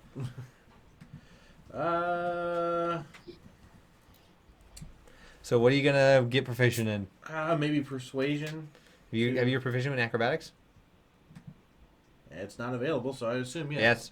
So it'd be athletics, but like we said, that would be like That would be trying to lift up what's not good. right. So I imagine persuasion. Maybe if I can get some more information out of people. Your charisma's pretty decent, so yeah. Yeah. Let's see. Tool proficiencies. I can be proficient in one of these things. Which they're all important. You're in gambling town, so which vice? Which one of these is would be my Sardine Breath's go-to game? Chess, not so much. No, It's more of poker or dice. Yeah, I was leaning towards dice. All right. Like a cat playing with little. You see how all the cats that we own that play with dice. So choose a tool. That's where I actually need to grab my thieves. No, tools. you already have. It's just proficiency. You already have your thieves tools. All right. Let's see. There's just any other tool that you think you'll need. Maybe disguise kit. That'd probably be a good idea. Probably be helpful. Yeah, probably to help me out. Now, it does not mean you have a disguise kit, but it does But if mean I you're can good at it. purchase one, Which you have someone who has one. Right. And then your ability. So you have a reliable and trustworthy contact who acts as your liaison to a network of other criminals. You know how to get messages to and from your contact, even over great distances. Specifically, you know the local messengers, corrupt caravan masters, and seedy sailors who can deliver the message for you. That makes sense. Yep.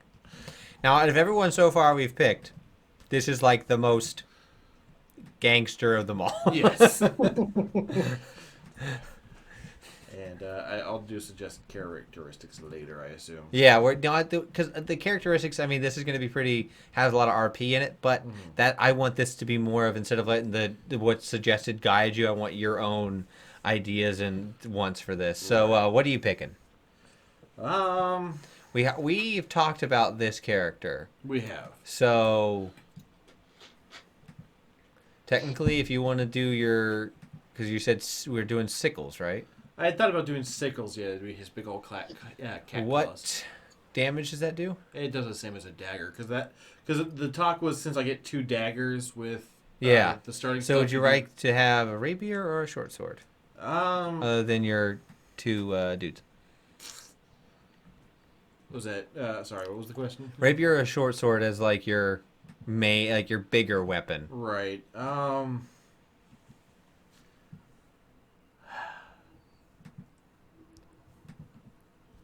Well, because I know Tony has a rapier, right? So maybe I should do a short sword to not be the same thing. That works.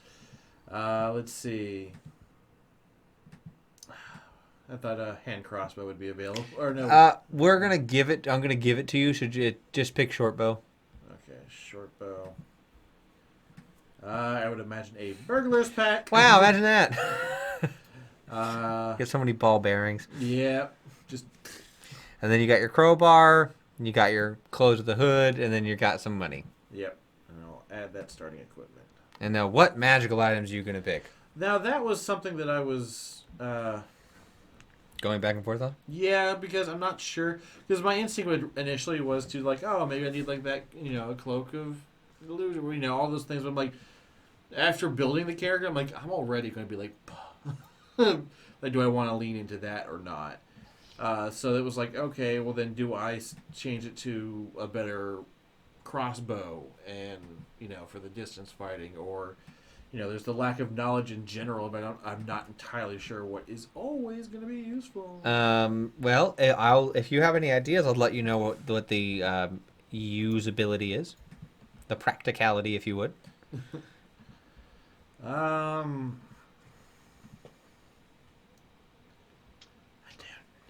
Well, I mean, you already have the gloves of thievery. I don't remember what those exactly do, but. Do do do do do do do do do do do do do do do do do do do do. Gloves of. I think it's IE. Is it IE? I can't Yeah. spell. There it is. Let's see. What do they do? Oh boy. These gloves are invisible while worn. While wearing them, you gain a +5 to dexterity sleight of hand checks and dexterity checks made to pick locks. So you know how you already have a really good sleight of hand? Add +5 to that. I mean, that sounds like something that would be helpful. So there's one of your uncommon. Boop. Now, this next one's all on you. I gave you Yeah. my insight. So, I mean, that would be helpful with that, but I feel like I should have something that helps me maybe a bit more in combat. I will say, none of you have picked a magical weapon. Which was my concern. And with crossbow expert, within 5 feet, I don't get disadvantage. So you could do a magical crossbow. Right. So type in, you're going to do hand crossbow? I can do a hand crossbow. I mean, just put crossbow in. Because there's hand, light. So hand lets you have a hand free. Right. So that's good for you. With crossbows, if I have a hand, I can still wield, let's say, my sickle in my other hand.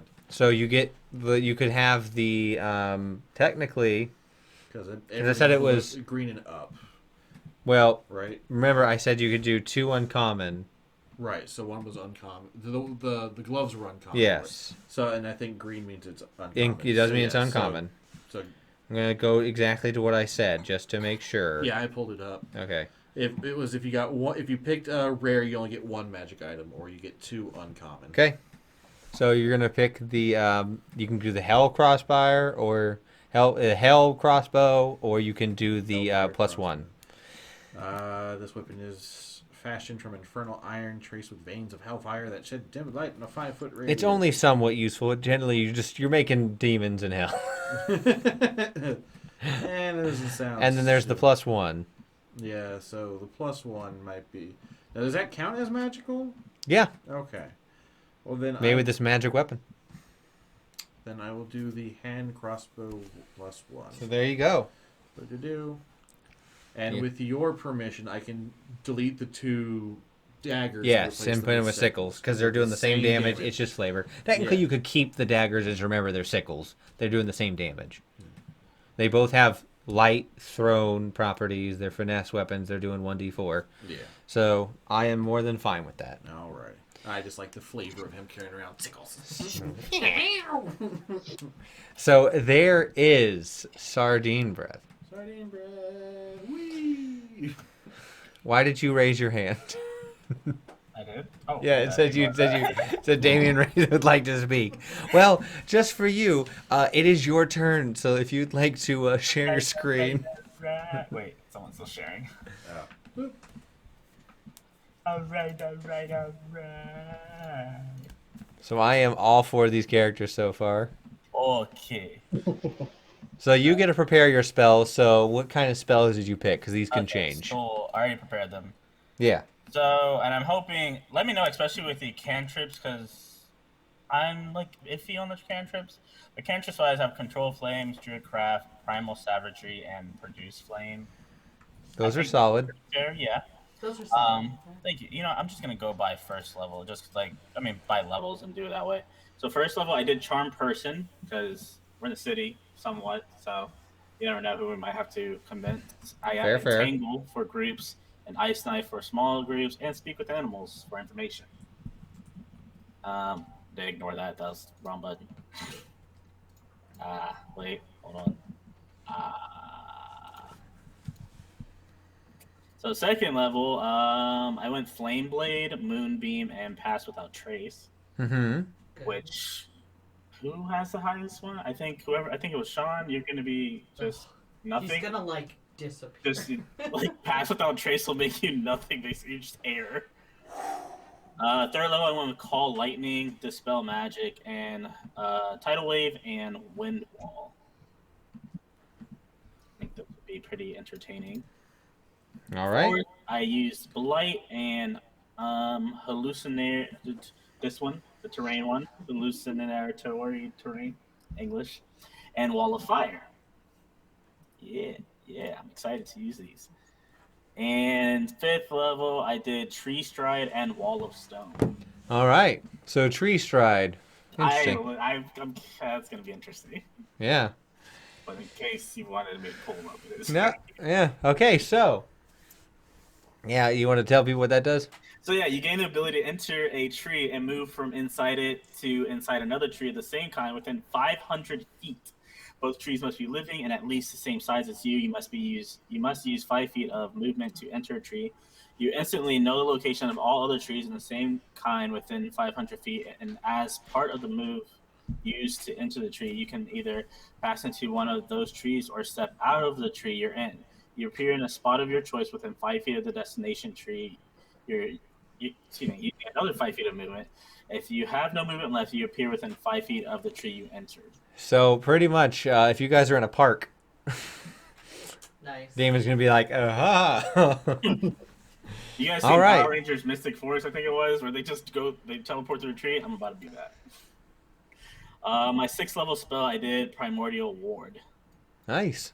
Yes. And you can always change these every long rest. Wait, did I? Oh, yeah. So I was looking at the investors, but I was like, let me see how the campaign goes before I Yeah. get the investors. So from there, Go to my description, and I already picked it. I am an urban bounty hunter.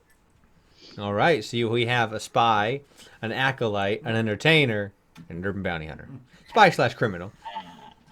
My skills, I was going with deception and stealth, just because we don't want to get caught. And Okay. edgelord. Tool proficiencies. At least you're honest. Because we don't want to get caught, obviously. And a playing card set, because let's play some games. In Vegas. Do you want me to do all the character details and all that? Nope. too? Yeah, we're gonna describe that. So if you wanna. Go to equipment. Yep. So. All right. So my base equipment, I think I started out with a wooden shield, I believe at first, and a simple melee weapon, which I chose a quarterstaff. I'm not. Do I want to change that though? No. It's your call. Huh? It's your call. You can do whatever you need. Yeah, I'm thinking. Do I want to keep that? I mean, for my special equipment, it's another weapon anyway, so I think I'll keep it a quarterstaff for now. I think this is where I was getting confused at. No, this is druidic focus. Yeah. So what kind of focus do you want? How do you want to cast your spells? what is druidic focus? So spellcasters have to have a focus or a way to channel their spells. Like for a bard, it is their performance or their general charisma. For Nani, it's going to be her holy symbol. Okay. So the spells will come from her hand, but they transferred from the holy symbol into her body out. Okay, and if a druidic focus, is that like a gem or something? No, well, Could be. technically yes. Yours would most likely be. I mean, what are the options? It says sprig of mistletoe, totem, wooden staff, E1, or druidic focus. So a druidic focus, you could, if you wanted to be a druidic focus, then for wildfire, I'd imagine it's some sort of investiture, like something that has to do with flames and nature. So maybe like Flint and steel. Can Like I have a tattoo? An as ancient druidic piece of focus? charred wood. yeah, I was gonna say like charred wood or like coal or. Actually, I'm okay with that. I'll go with like charred wood or coal. I think coal would be nice. I'm also picturing Minecraft coal in my head, so that's what I'm going with probably. All right, It's a wand with an ember on the end of it. could be. In terms of set of clothes for Just a bounty car. hunter, I was debating between fine clothes and common clothes. Fine clothes to kind of pass as a person who has money if I needed to, but common clothes because common clothes, right? But then I Yeah. can't buy common clothes, which would be cheaper than buying fine clothes. So it depends on how you want to blend in. I mean, the fine clothes might be nice, like, as a way to like help make yourself look I'm trying to look fresh, right. so I'm going fine clothes because I'm trying to See, look that's. fresh. I don't get me wrong. I see what you're saying about the common clothes, especially if you're trying to like not do something ostentatious. But Yeah, I think the fine clothes would be harder to get your hands on, like you said. So I'd go fine. nah, I'm fine. I'm trying to go fine. So what magical items are you picking? All right, so my magical items was the band of the Dryad. Dryad, I think. Dryad? Dryad. Yes, thank you. Let me type it in.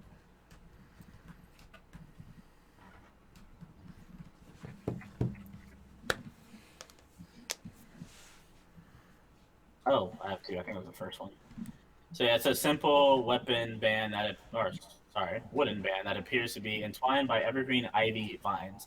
The top is decorated with a small rose petal, which remains bloomed and perfect until the ring's effect is used. Each day at dawn, the petal blooms again.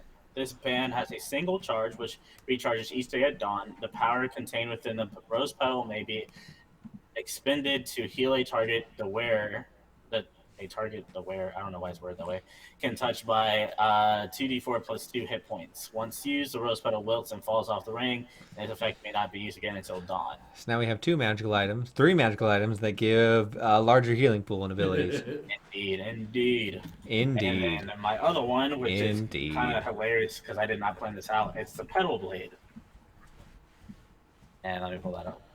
Did I spell that wrong? Is it a real thing or is it a homebrew? Yeah, I have it on my original character that I made. I see it right here. Well, that doesn't mean it's not homebrew. But I still have homebrew selects, or like able to. That would be when you're on inside this campaign. It might be different. Type in the word This blade. character's on the campaign. So if you see the one I made previously, it's on his equipment. Type in blade and I'll have a look. Okay. Did I not? Maybe I didn't check something. Yeah, it's not coming up. But I can go back and check later.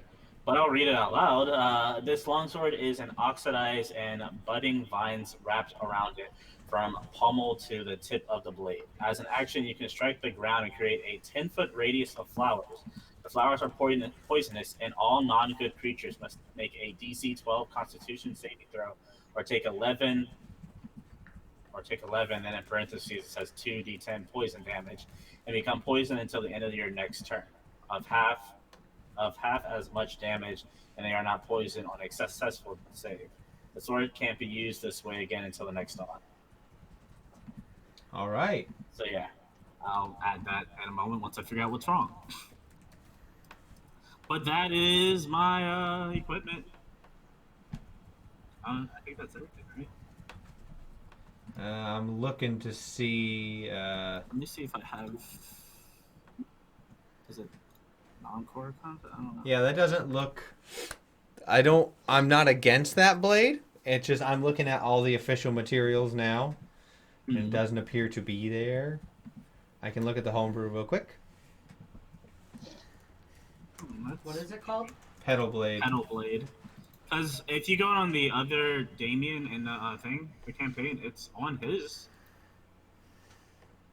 That's what's more weird to me is that Pedal blade. It is a homebrew.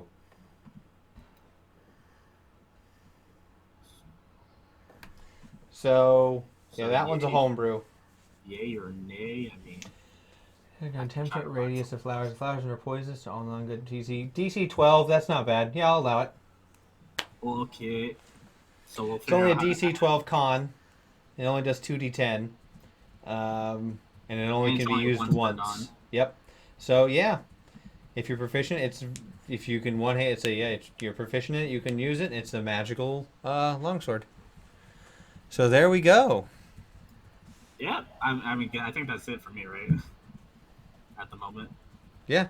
All right, I'm gonna stop sharing and try to figure out what's wrong with me not adding this. Let me add it to my collection. Refresh your page and try and add it again. Okay. So, with that, all the characters have been made. Everything decided. The world built anew. Oh, still doesn't like me.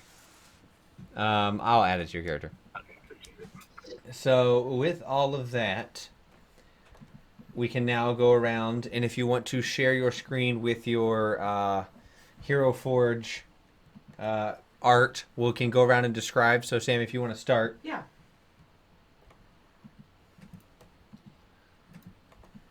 Hit us with that beauty. All right, so this is Nani. Because she is an Asvar, she does get that like angelic form. So I've given her kind of the pearlescent wings. Definitely has got a little bit of a like maybe like Romani style mixed with a little bit of a 50s Kennedy look. Loves pinks. Her little healing swirls are the blue-pink color. She's got them knee-high boots going on. So yeah, that's her. And for Nani, she's a little like on the younger side. She's only about 20 years old. So though she has a lot of healing for her age, she doesn't really have a lot of common sense. She has a lot in the way of like religious and medicinal wisdom, but not much in the way of practical or commonplace wisdom. Did you want me to go into backstory? If you'd like, I just want to say I love that her hat and what she's wearing is giving me mad magical like not Con Air, but like the Pan Am vibes, like the air stewardess. So I thought it worked. Yeah, really give well. us her backstory. Give us her information. So she was born into the Divine Church of the Morning Lord in Lathander's service, and is the grandchild of Raziel, an Archon of Lathander.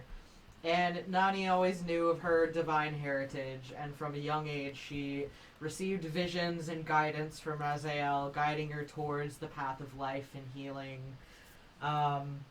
And as Nani grew older, she began to see that not all were blessed as she was, and many suffered in pain.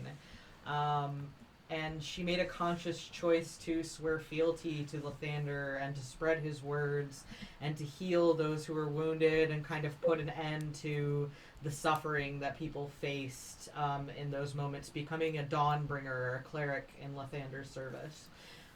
She really took to heart Lathander's ideals of birth and planting the seed, and also acted as a midwife for her church, calling upon Lathander to bless the birth of many children. She herself desires to have many children of her own in an effort to further Lathander's cosmic plans. Upon a vision from Raziel and at his request, Nani left the church after some years and traveled to spread love, joy, and healing to pretty much anybody who needed it. Healing. Shortly after leaving home, she found herself in the city of Las Varto. The city was very new and exciting to her. It was vastly different in the culture than what she was used to. And so when she got there, she kind of started searching the city, looking for a place where she could work as a healer and save up money so she could further travel the world. And she kind of run into a gentleman at one point who took one look at her and kind of assumed that she was one of the girls belonging to the Rattlesnake Gang. Yeah. And not really knowing what that was, she kind of went along with it until a half-elf named Raquel sort of stepped in and told the man off. Raquel, being the lover of one of the Rattlesnake sisters, explained the gangs to her. And Nani was just thrilled to have a friend. So Raquel is now Nani's reluctant best friend. And Raquel had sort of explained the gangs and how they worked and kind of mentioned that there might be a gang who was looking for a cleric. And she kind of had her reservations. She was concerned that, like, helping a gang would, like, put a stain on her soul. But after some prayer and reflection, she kind of decided that all people needed help. And through her prayers to him, she felt that Lathander had blessed her intentions. So she joined a gang. And now you're part of this family, and we also got to everyone stretch. Oh. Everyone get a nice stretch. Hold on, I'll, like, stop sharing my screen so that way. We can get proof that everyone's doing a nice little That was a stretch. good one. Needed. Thank you, Juju's. All right. So with that beautiful image. By the way, for those, Raquel is a half elf. I'm not gonna say her class, but she is not like a leave her alone. It's more of like a, all right, I'm gonna give you the count of one. You're gonna back up or you're gonna be forced. So is Raquel's very dominant. Raquel wears suits, not dresses. Stop. Stop. Okay, so from there, if we want to go back over to Sardine Breath. Let's see. Doop, doop, da, doop. Damien would like to speak. Screen share. Why do you keep raising your hand? Damien would like to speak. It just keeps coming up. We'll go with this one for right now. Booty-loop. There he is. Sardine Brad. So he has very much more of that almost like bootlegger kind of like mob enforcer kind of feel with like the suspenders. So occasionally he'll wear a dress vest like that. But he's pretty minimalistic. He likes to be able to feel the ground with his paws. I love the money. Yeah, so with Sardine Breath, his main goal in life is to be like the best thief ever. He gets the thrill out of it when he walks into a room. He's like, I could steal that. I could steal that. How would I steal that one, though? They're like, ooh, I bet they have something really expensive hidden in that trunk over there. So he's always thinking about the next steal to the point where it's he can be a little obsessive, and you kind of have to bring him out of it. As we kind of briefly discussed, he carries around sickles instead of daggers. He calls them his cat claws. Sardine Breath is known to talk in the third person. It's going to be hilarious for conversations. So what do you think? Sardine Breath thinks. Okay. Yeah, I'm talking to you, Sardine. Sardine Breath is aware of who you are talking to. Okay. I feel like all the good that Tony's gonna do the party with his charisma is just gonna get brought down by Nani and Sardine Breath. Nani and Sardine Breath. Technically, also, it's pretty much it's you guys versus all three of you versus Tony. So sorry, Sean. It's I gonna mean, I'm not. I also have my own doubts, but we'll get to that when it's my turn. Yeah. So I mean, he's not a very complicated person with like deep-seated things. He just wants to be the best thief that he can be. Being a black tabaxi with bright blue eyes, it kind of helps because he's already going to be in the shadows. Yeah, because I think Brandon and I have slightly discussed that he got caught at one point. Yes, he was caught, and the Dawn of the gang you're currently working for saw talent, saw the ability to achieve what he wanted, and sprung it out under the condition that you now work for the family. Right. And he was Don't like, steal from the family, steal from other people. Which he's like, cool. You guys are essentially paying me to go do what I want to do anyway. If you're a good mutual at something, never do it for free, kind of a thing. It's a beneficial thing. You get money and paid for this. You get to steal. Yeah. So all right, now let's head on over to Zeke's character, Damien. All right. I was still playing with colors, but it's totally fine. All right. I couldn't make him exactly how I wanted, but this generally is how Damien looks. And his full name, because I just realized I never gave the full name, is Damien the Fang Tempest. Tefang. Tefang. Fang. Looks like he's wearing Chucks. Yeah. Looks like half the people that I went to prom with. Well, then I might change that, gosh. He's a very classily dressed furball. Yes. Like, Fully embraced the non-nature. yeah, you would not expect a furball druid to dress like that at Exactly. all. This is all organic, cruelty-free. Materials I forged myself, and whoa. I made everything myself. But yes, And then he is. I was still working on an age because furballs, I think they reach adulthood around 30. So I was they live a long time too. Yeah. So I was like, all right, let's base him around like 50s, like early 50s, because he's still like young. I'm a baby. Yeah. But I mean, in terms of like backstory, am I giving full backstory or just what I want to give, or just here and there? Whatever you want to do.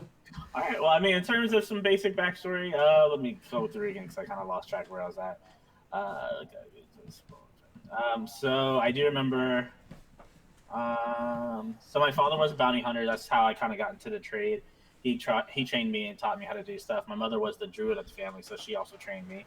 Growing up, my father wanted me to focus on bounty hunting more, and that was until I showed an affinity for druid magic, and then my mother and father kind of worked out a good balance. That's why I do both. Mid to late teens, mother got sick, and father and I tried everything to get money to get a high class healer or an elixir to help heal her. Father went out on a high tier bounty to get money that we needed for the health stuff, but he didn't come back, sadly, and we never found his body. So we think he's dead, but I don't know what Brandon might do with that. Who knows? What a tragic Backstory. Dun dun dun dun dun dun. But yes, I don't believe he's dead because, like, as the son looks up to his dad, like, he can fight anything. He can, He can survive anything. Yeah. I believe Dad's alive. Exactly. I'll So- find him one day. While caring for my mother and trying to raise money on my own, I was contacted because I didn't know the backstory in terms of our mob, I just kind of put the mob or the people of which she was hiring us. And they offered basically some money to front for the basically medical payments in terms of work. So they hired me, and I'm kind of just paying off my debt. Also, around late teens, I did have a lover, and we got married as we got older, but she did pass away to another mob issue when I got hired, and I went on a rampage. Yeah. Don't judge me. And Damn, you pissed off the wrong people in the old Don't city, judge and me, now man. I do what I want. and now you're here. Yeah. Look, I'm not And judging this is you. my fire spirit little character. He's so adorable. Yeah, his fire spirit is a little fox. Oh, that's cute though. I like the fox. So that is why he is with this gang. Is because he had to leave town in the old place and come here. Do you ever tell stories about your wife? Or do you keep that on the DL? Is that sensitive? So I would say it probably had happened 5 to 7 years ago, and he's opening up to. He's open to it as he gets to know you. Gotcha. Yeah. Eventually. Eventually. All right. So from there, if we want to come back, and I'll make myself the focus just so people can see. If I can get it to. Just real quick, man, Hero Forge has upgraded and is amazing. Oh yeah. Yes. So please, so you can see it a little. Let me. Do you check. want me to do it through like? Hold on, I gotta Wait, get it's it. in the Facebook messengers. Yeah, I was Picture. gonna say. Okay, yeah, that also works. I Do can that. do it through there. I appreciate it, guys. I'm sorry. No, No, no, if it's your okay. computer's being dumb, your computer's being dumb. Not much you can do about it. I definitely understand the struggles. But it is absolutely wonderful. I could literally make Dragon Ball Z outfit. I just realized that. The gi, yes. There we go. You It's weeb. not perfect, but But It's still, there. I love that suit you found was great. Mm-hmm. And I also have a very fancy special occasion suit. he does. I respect this. It's blue. In blue. The new camera setup is for in which sense? Oh, Oh God! Oh God! I was trying to get to the fancy suit. Don't. You guys. Other way. You all just saw the inner machinations of the Facebook Here's group. the fancy suit. Look, I have no regrets for what was just shown. And that one's just like inspired by the powder blue like prom and wedding suits of the time. You're I just like, love it. So when you go to sing at weddings. yeah, like weddings, weddings. So Mr. Calzone, Yes. lay it down. Yeah, so basically, Minotaur and all that. Do you want me to talk about the grandfather bit, or do you want to do that? You can talk about it, and I'll add details as needed. Okay. So basically, my grandfather is the head of our gang organization. Giovanni Calzolori. But basically, long story short, my mother's father, basically, mother's very like beloved in the gangs. Just like, oh, come here, I'll make you some food, blah blah. But you also don't want to mess with her. And she is not directly in the gang. She is one of those proximity, like, I don't do crime, but I'm not going to stop you from doing crime. Pretty much, yeah.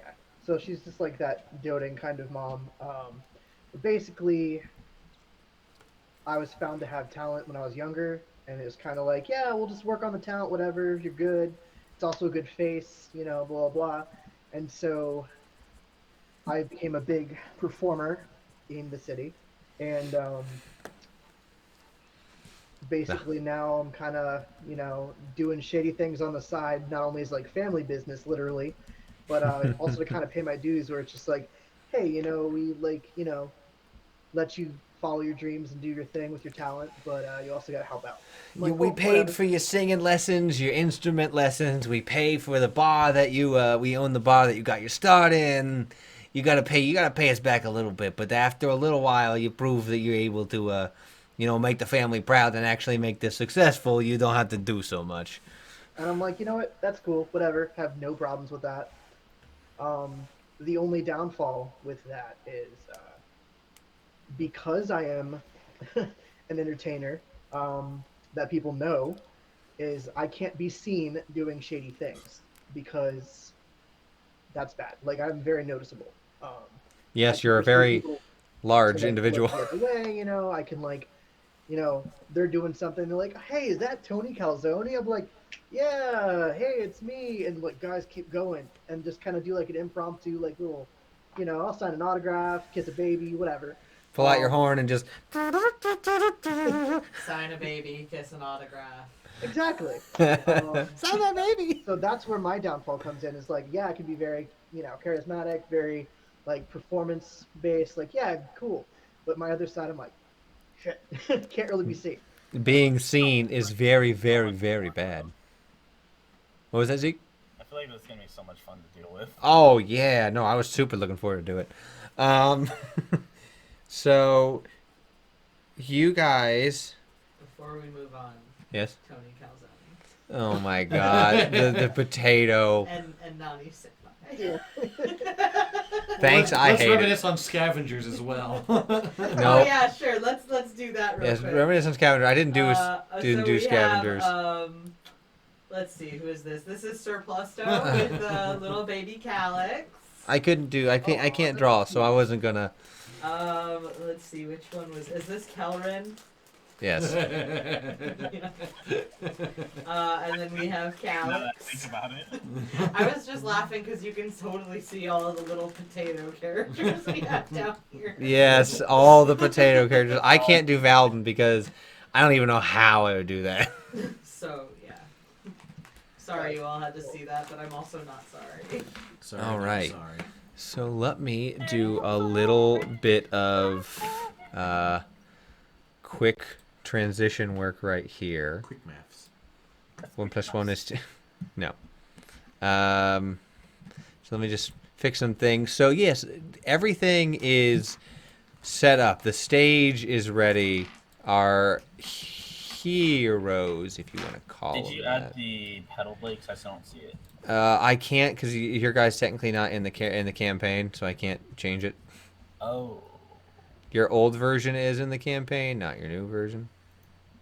All right, I'll work with that. So Gotcha. we can, off stream, we can easily just Yeah. quickly do it. I just wanted to make sure in case we were going to go in combat. Yes, which we are. Maybe depends on how fast I can get this lore dump done, and how late we want to go. So In a world. with everything being said, I have everyone right. Let me transition over to the live scene, baby. This is what everyone. This is it. This is the big thing. New frames, new background. Shabam! It looks Probably so go good. through my spells real quick if we're entering combat. Yes, if you'd like to. That you have some time. So, welcome, baby, to Las Varto. Thanks, I hate it. So excited. Okay, so he's in now. I've unassigned the old one. Okay, so there are select cities within the world, select places that have the capacity, the sheer magical fortitude to be one of the places that never sleep, always awake, always busting, always things happening, baby. New York. It's comparable to New York, but not New York because it's in the middle of the desert. So with everything, with it being in, there you go. It's now on your character.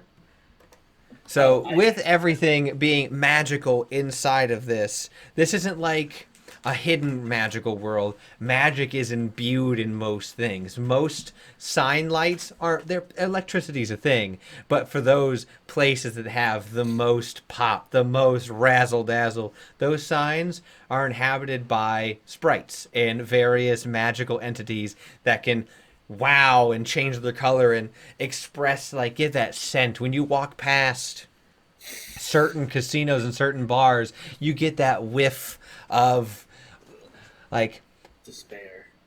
no, opposite. They trick your senses into being like, you can win here, the opportunity. You get that nice smells of home, or smells of beautiful meals and perfume, and you can get the extra sensory of you're outside of the casino, but you hear a big payout happening on the inside. You hear people screaming with joy as you walk down the main strip. Now, the easy part about Las Varto is I'm using the map of 50s Vegas. So there's the main strip, which is most of the action is going to be taking place on for you guys. It's going to be the main strip is where you're going to be. It's your bread and butter. It's the lifeblood of what you're doing. You guys, your gang center is off of the strip, about 3 or 4 blocks away from the strip, because it's near impossible to have something huge on the strip at this point. And you guys are in the 7th ranked technical position underneath the other main gangs. There's tons of small gangs like the Rowdy Boys, who are just 5 dudes who claim that they own a bar. They're protecting one bar, and other similar gangs. But you guys have a structure. You guys have a little bit of a network underneath. So I'm going to be describing what you know of the other gangs, and I'm going to be going in no particular order. The top 6 gangs are kind of on their own little. The top 5 gangs are you guys number 6. There's one that's number 1, but 2 through 5 completely up to who's in control of certain areas. So first up, we're gonna just start nice and easy. The Firebloods. The Firebloods are a gang that is made up of mostly martial classes. The ones that are scrappy, the fighters, the barbarians, the monks. They and if they do have casters, they're not casters like magic. They're blade casters. They're going to be like singing blade wizards and blood hunters and Pact of the Blade or Hexblade warlocks. And their gang structure's pretty easy. They're most often contracted out by other gangs to be the bodyguards, to be the muscle, to be the people putting people in their places outside of various establishments. And to you want to get goods from one place to the next and you want to make sure no one bothers you, the Firebloods got you. Now, I'm going to start from the bottom and work the way up on their ladder. The general populace of their gang is just called the Blood Pit.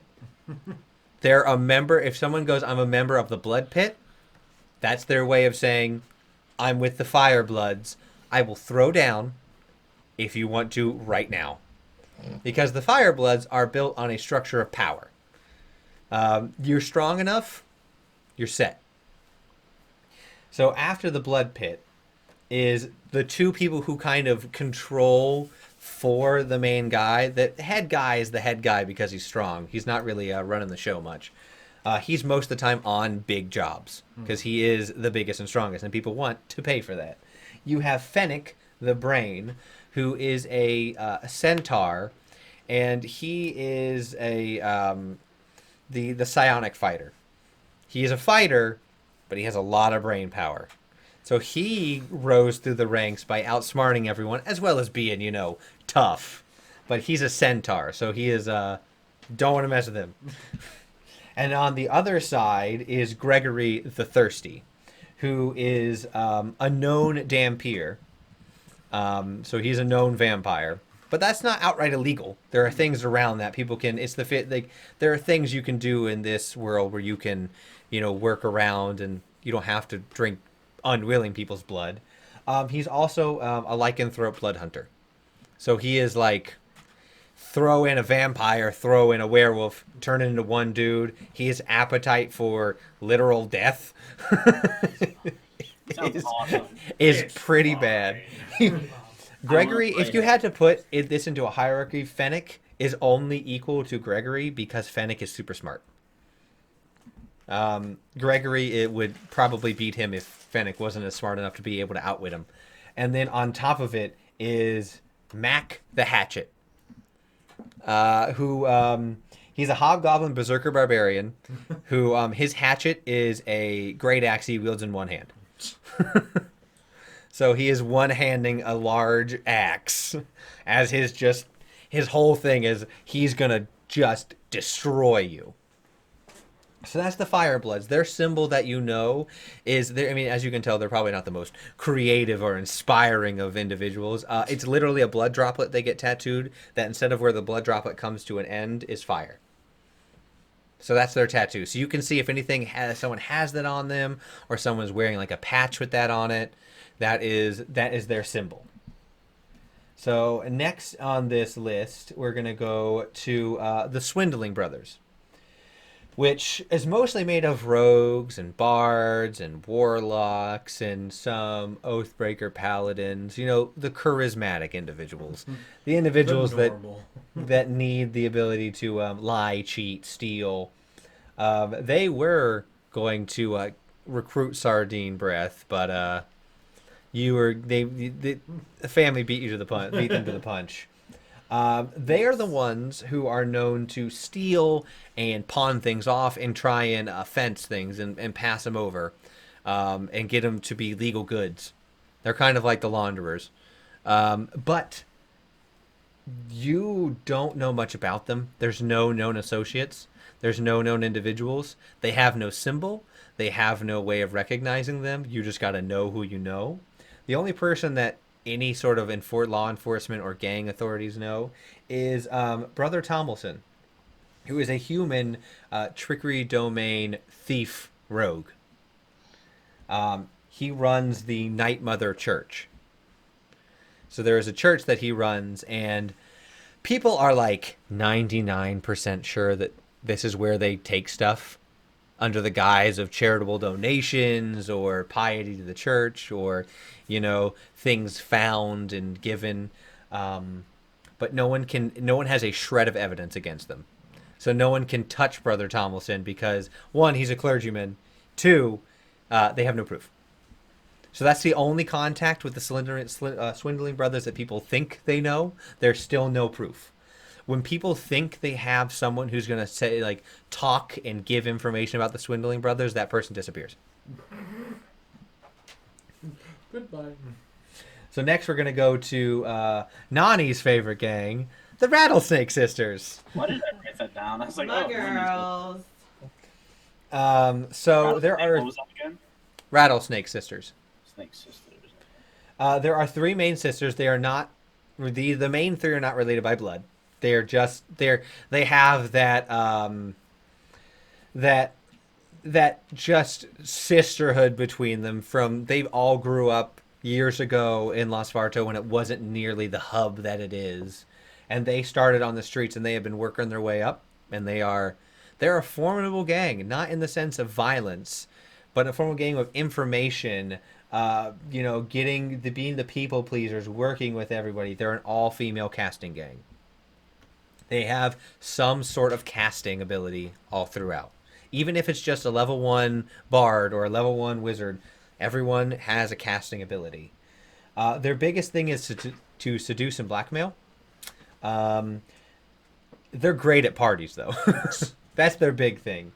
Their symbol they have is a Gorgon head. So like Medusa, except for the heart, the eyes are hearts.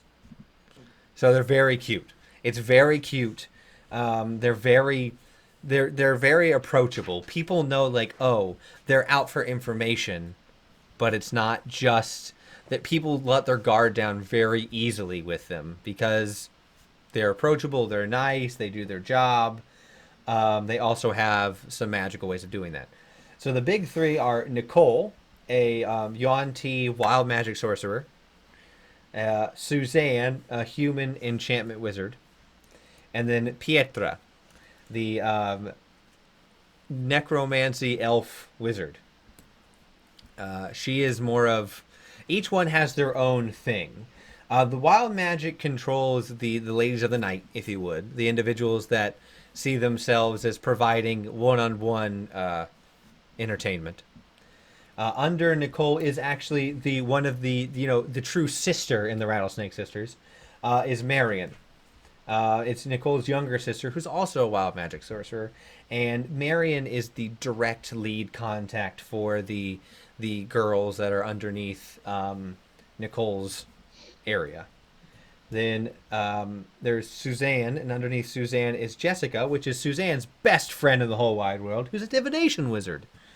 And they control the party girls. They control the girls that go out and go to, they're going to come to your bachelor party. They're going to come to your suite, your president's suite up top, and spend time with... It's Suzanne's the human enchantment wizard, and underneath Suzanne is Jessica. Who's the divination wizard. You guys have this information because you've been a part of the family. Generally, people who come in to Las Varto have no idea what's up with this gang. And then finally, the girls who don't mess around, the girls who are the protector girls, and the reason why Nani has connection. There's Pietra, who's the necromancy wizard. She's the necromancy wizard because her whole thing is not so much undeath, but pulling life out of people. Then her other half lover is Raquel, who Nani knows, and Nani is good friends with. Bestie. As much as Raquel is like, hi Nani, how are you? They do have a genuine bond because Nani is so nice and is always thinking about Raquel and trying to be nice and helpful to Raquel. Raquel is a half elf packed to the blade, so she is packed to the blade to she's a warlock, but I'm not going to explain. Nani knows who the patron is, but you guys, no one officially knows. And then Raquel is the one who leads the protectorate girls. The girls, there's always a protector girl somewhere close by to the Rattlesnake's headquarters or the parties. There's always someone close to make sure nothing gets out of hand. So after them are the Infernals. The Infernals are one of the more business-like. There are two business-like ones, the Infernals and the Talentui family.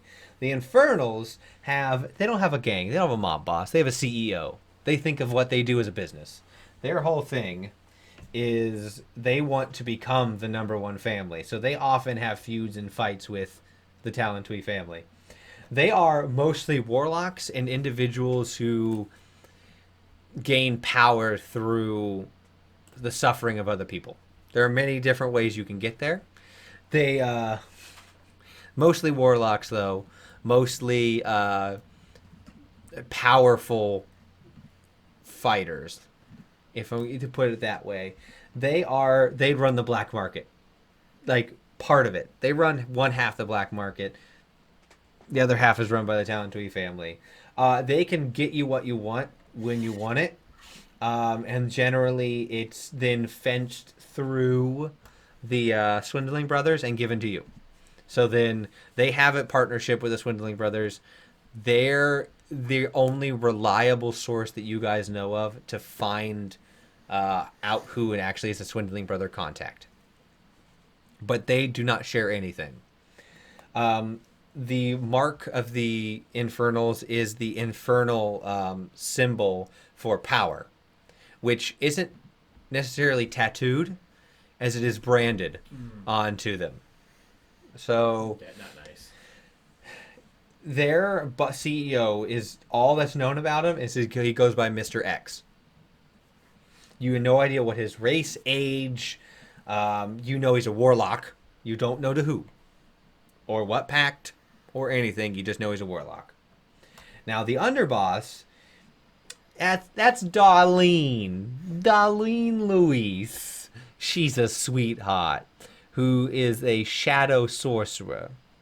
So what we're going to do is I'm going to send you to the nightmare plane for a little bit. And when you come back, you're going to be willing to talk, all right?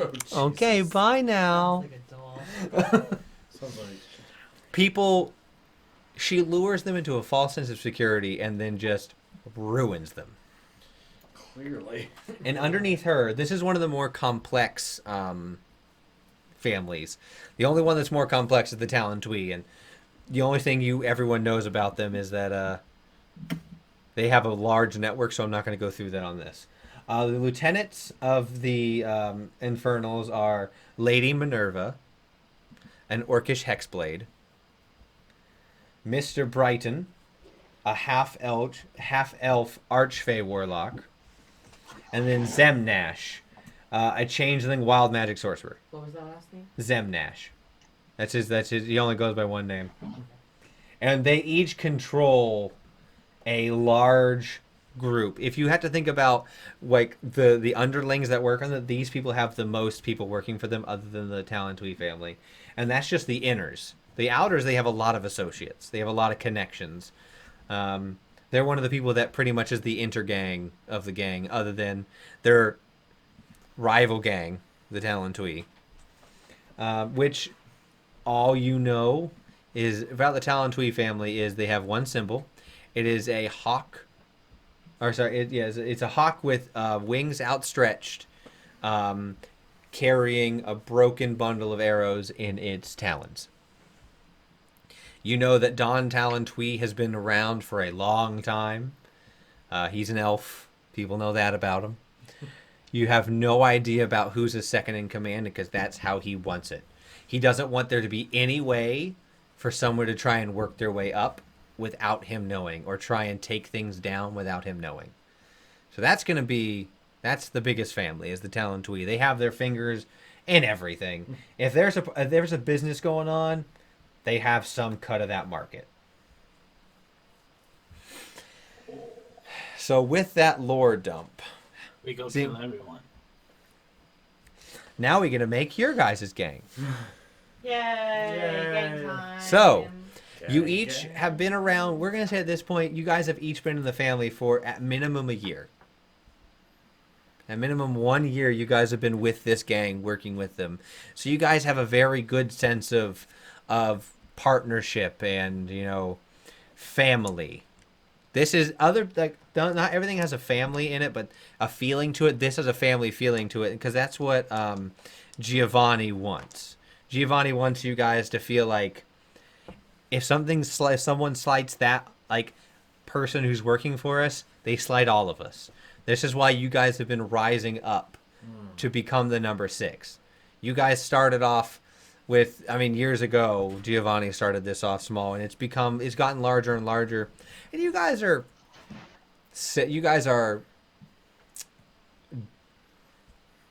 I wouldn't want to say connected to or friends with any particular gang, but you do have a professional relationship, like courtesy, with the other gangs. The other gangs know you're not in the big leagues, but they know they're decent, they're good people. You guys have all become good friends with Isabella Maria, which is Tony's mother. She frequently bakes all of your favorite desserts and leaves them around after a job or after a long week. Giovanni mostly doesn't leave the gang hideout, which is a large hotel. Is where you guys. It is a 4-story hotel with 4 stories also underneath, which you guys, of course, run the underneath part. And so there is a large lobby with a nice, beautiful grand piano that specially made seat and keys so that Tony can sit and play whenever he wants. So what would you guys gonna make your gang name, and you guys gonna make your gang symbol. So go for it. Well, I think that with Sean's character being a member of the family, I think it's only fair that if he has any ideas, He gets first. he gets first. First dibbies. But at the same time, if the gang's like a family, he would want to make sure it's just yo. Right now, it's only known as the Calzolari family, but it's kind of only known to individuals in the circle. So it's not like there's a big name to it. You guys are starting the climb from here. This campaign starting from you guys getting ready to bust out and become a gang on the scene. So this would be the time to create that name.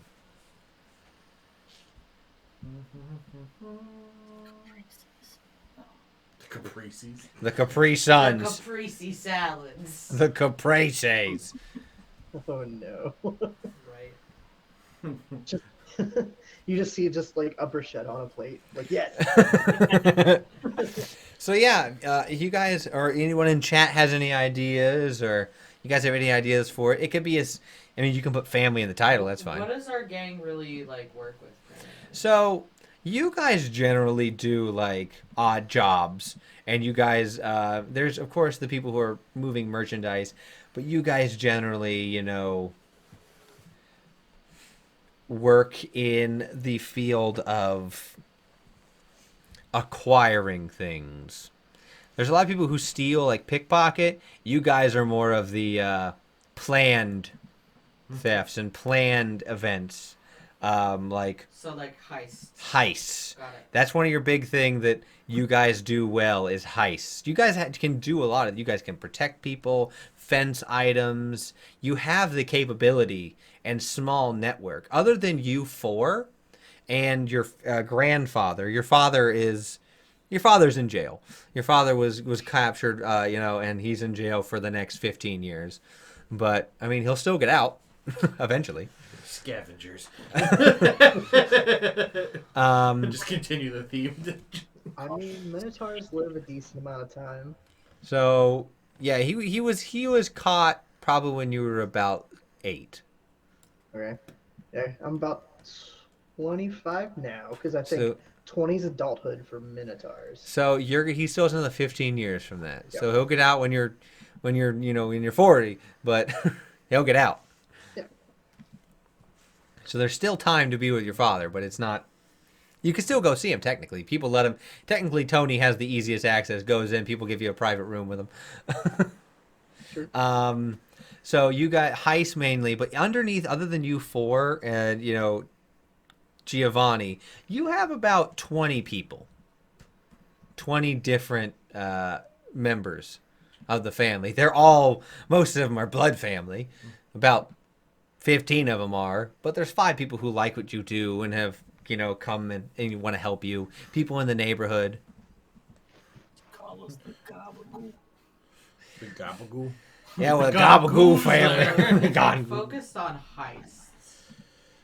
We are the faceless. I'm trying to think of like what can we associate with heists, like a hood or a mask or. The faceless, the nameless. Well, what's a synonym for heist? Theft. That Okay. larceny. Well, maybe it's even just like, what do you steal? It could have Right.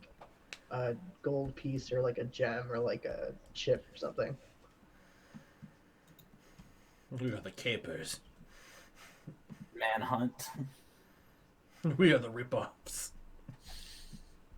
Terrible name. I'll say that. Rip-offs does not instill confidence in your abilities. I'm trying to think of things that we can incorporate easily as like a logo as well as maybe like a gang identifier, which is why I kind of went like the cape or the mask. Direction. The owl works. Burglarize? What? Because an owl job is another synonym for burglary. So we could do like owl works or... Night owl.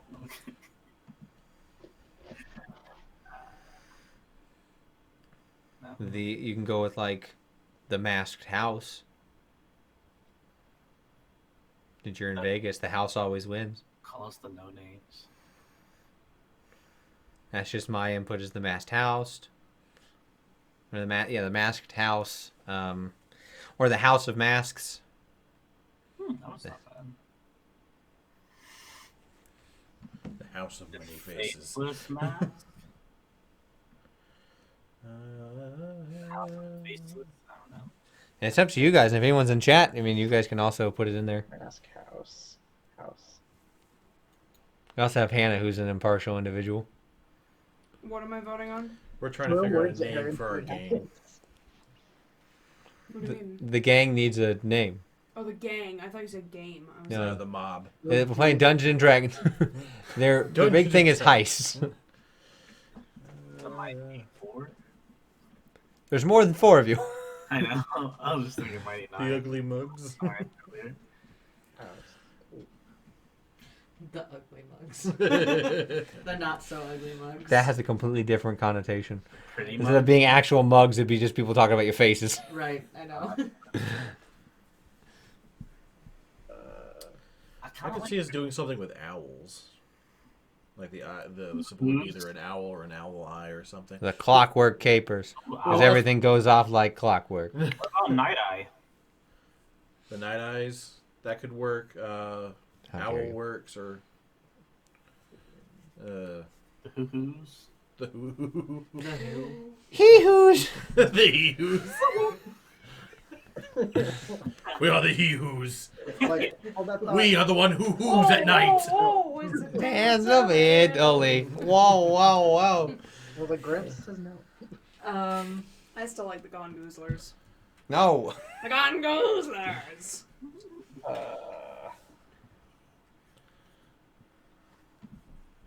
Mozzarella. Now, to be fair to everyone at home, I did let them know that this is going to be a part of it. Yeah, and apparently we cannot come up with anything good.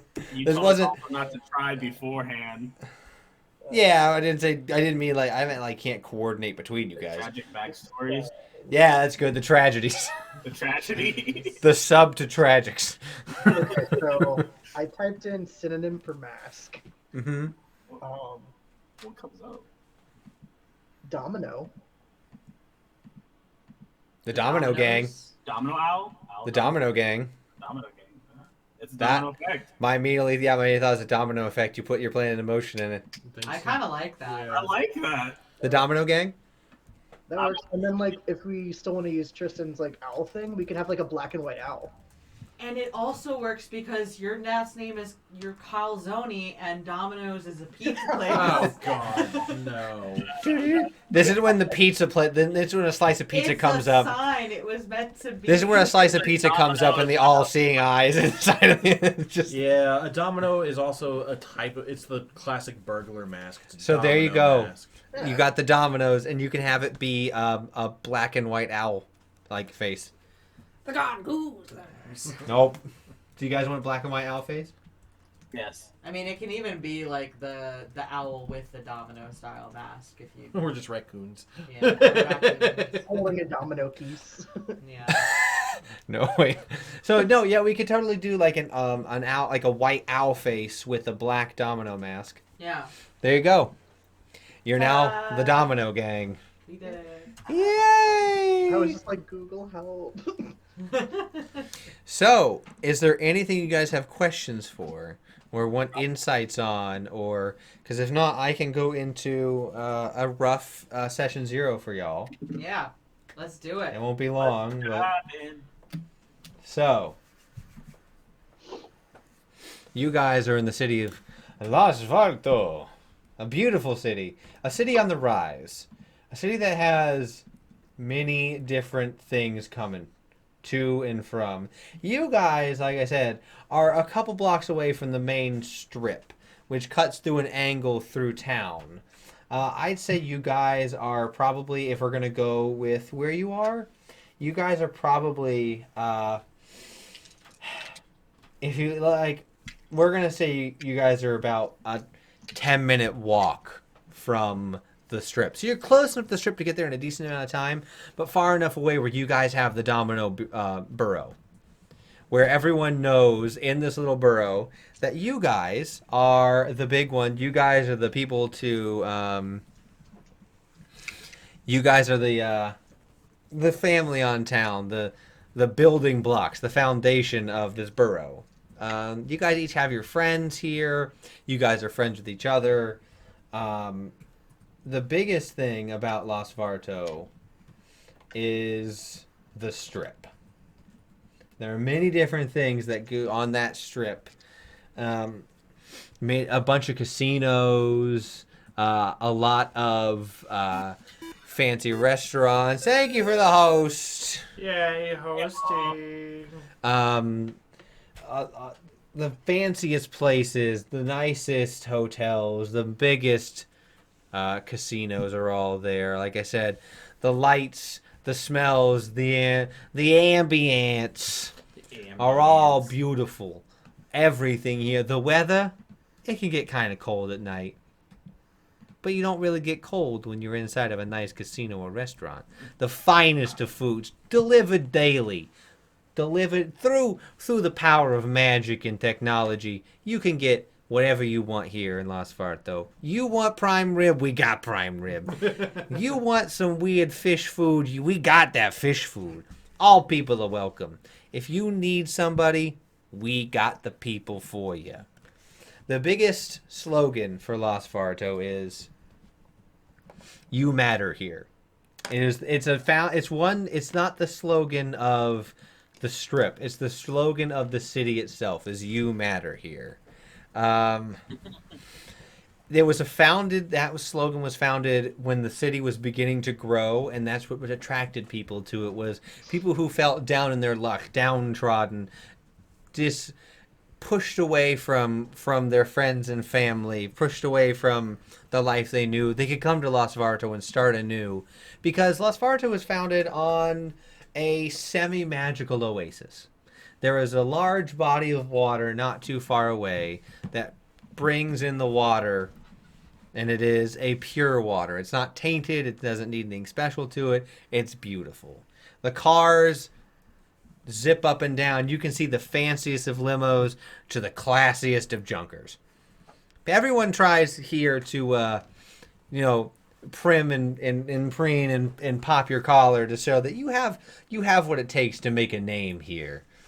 Now, there are individuals that, of course, see these and immediately think, look at those suckers. Look at those morons coming into this city thinking they can make a difference. Nah. The only difference they're going to make is to my bottom line.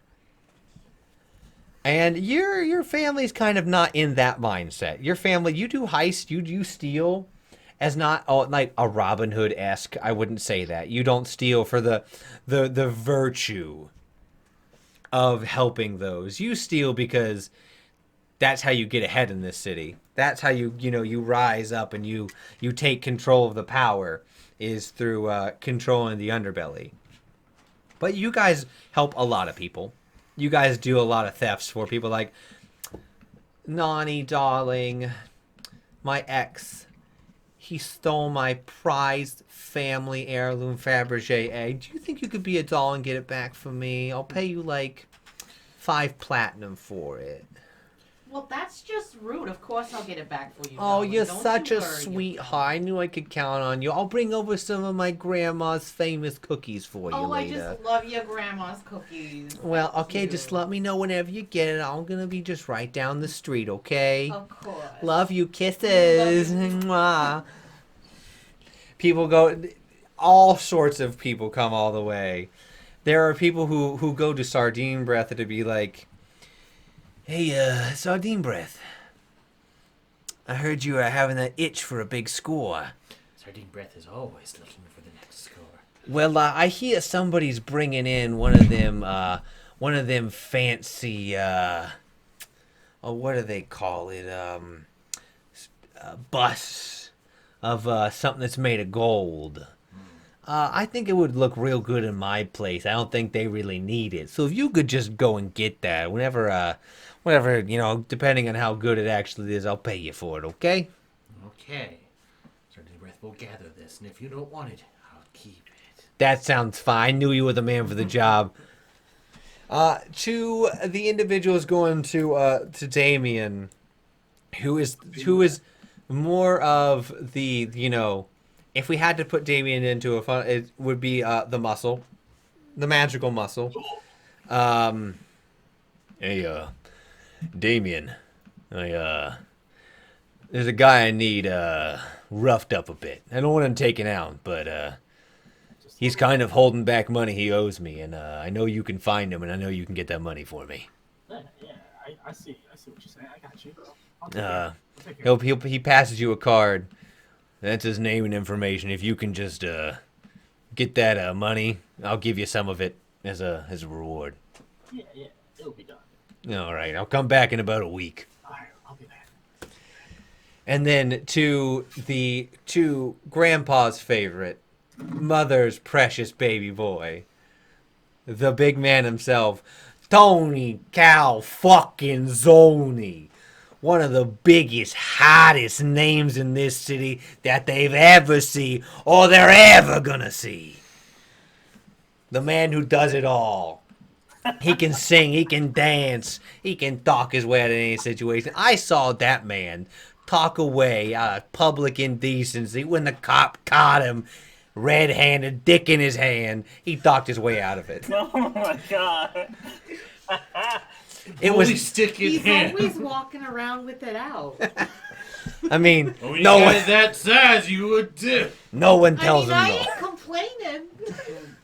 The man is a charmer. He can play down, he can tickle that ivory. It touches your souls in a way that no one could ever And he do. tickles your People come to you and go, book pressing X for down. You people will frequently come to you, bar owners and lounge, the books will come over to you and be like, Mr. Calzone, if you be so inclined, I mean, if you're feeling like you really want to, if you could come play down at the Lion Club, we'd really appreciate it. It'd really boom the business for us. We're kind of running low on cash, and whenever you show up, it kind of gives us a boom. You would. I mean, anything for my adoring fans. Oh, you're too kind. We'll give you free drinks all night, whatever hors d'oeuvres you want. You got it, okay? I'm gonna go let the boss know. Thank you, You're a Mr. good Calzone. man. No, thank you. And he toddles off to let him know. You guys are living pretty nice. You guys aren't squalid for cash. You guys have the hotel business itself being this close, but it being in that sweet spot of you're in a nice little borough. You're in a nice part of town. It's not anything seedy or bad. It's very mom and pop shop. You want that niche side of Las Varto, this is where it is. But you're also close enough to get that blim blam, zim zam bling going on if you really want I thought it. you were going to say Zima. And I was like, you know what? I'm itching for that Zima. No. So, that is where this campaign's going to be taking place. That's where everything's going to be happening. Your base of operations, the hotel. It's called the Winking Bowl because Giovanni is also a Minotaur. What? The Winking Bowl Hotel. It's a beautiful hotel. It's not the nicest. It's about, we'll say, it's like 3 on the cusp of 4-star hotel. It's got lovely accommodations. It's got a lovely place to, eat your breakfast. They do room service. They do private events if you want it. People have had their weddings there. It's lovely. It's been an institution for this part of town for a long time. So you guys have pretty much a borough to, get connections. Sometimes other gangs will approach your area, and you guys, Giovanni tends to not work with the Firebloods for obvious reasons. He does not like that kind of crowd. Giovanni runs this like a family business, but also like a gang.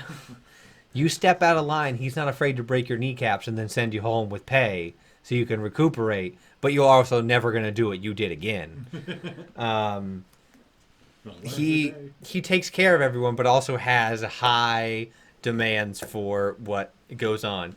If you're out and you're on the town as part of the Domino Gang face, and you do something that would disrespect Giovanni, and someone tells him, you're gonna know. He's gonna know, and you're gonna pay for it. Either literally or physically gonna pay for it. Giovanni he's older.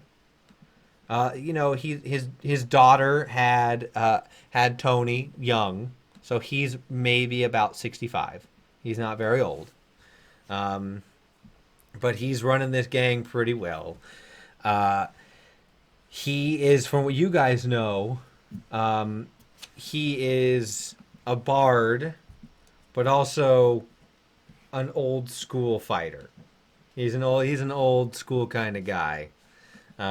He's a bard in the sense of that's where Tony got some of his eloquence from, because when you're trying to run business deals, you need that sharp tongue and quick wit to get the deal done. And then if that doesn't work, you break the fucking kneecaps until they say yes. So yeah. That is Las Vartos, the city. There's a lot going on. And our story begins, and where we're going to pick up next time, right on the cusp of the end of a job, is you guys have been hired to not do 1, not do 2, not do 3, not do 4, not do 5, not do 6, but 7 total jobs. You guys are in the middle of doing one now.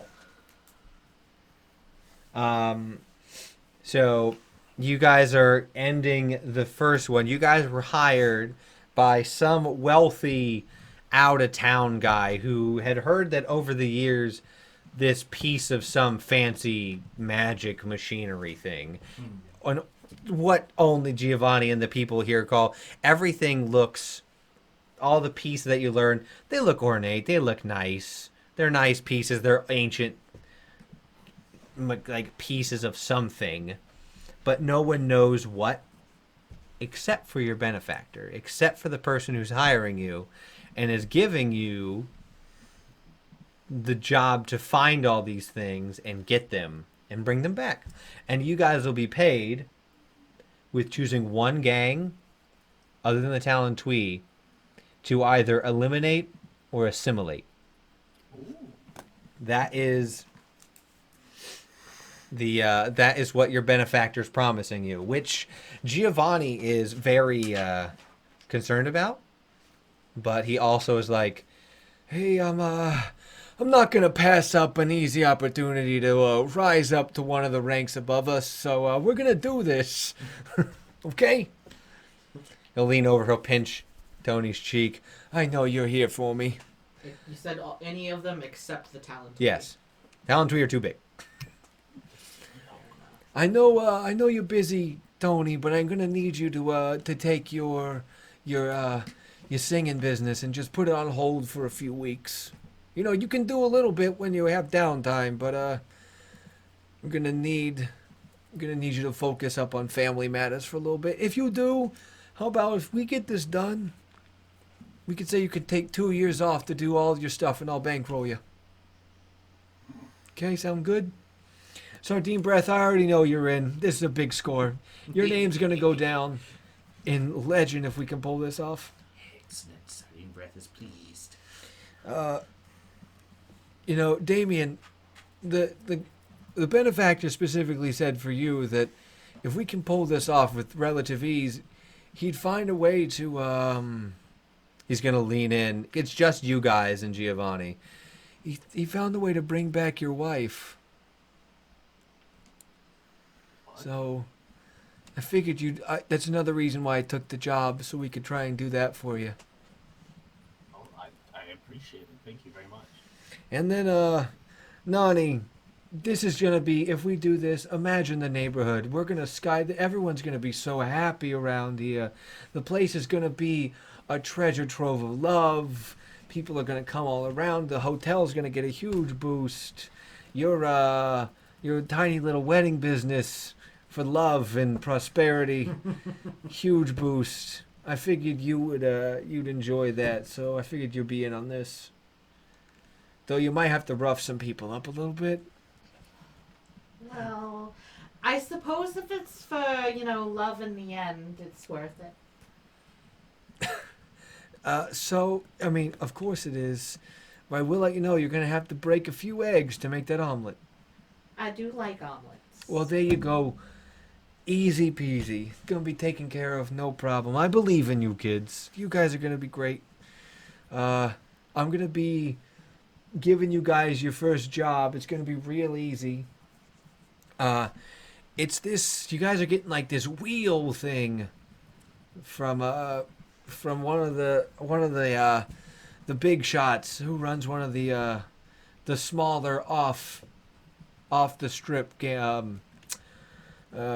casinos, okay? It's this big wheel. It should be pretty easy. The guys, oh god, Team Rocket. That's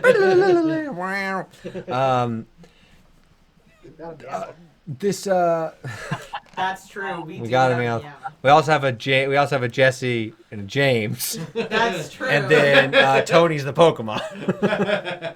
Just like, wow, I'm a fan. Honestly, I would have thought Tony was Jesse, or sorry, James. Oh yeah, no, yeah. So we have Jesse as Nani, James is Tony, and then the Pokemon is your fire spirit. There you go. Okay, Is a Fennekin. So Imagine you as the victory bell that always beats James. Stop, Victory Bell. um, That was such a good James. I'm sorry. thank you.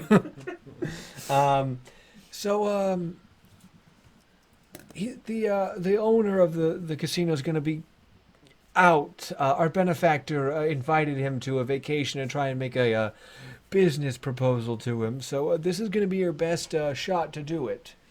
And this is where we cue the Ocean 11's event that already happened.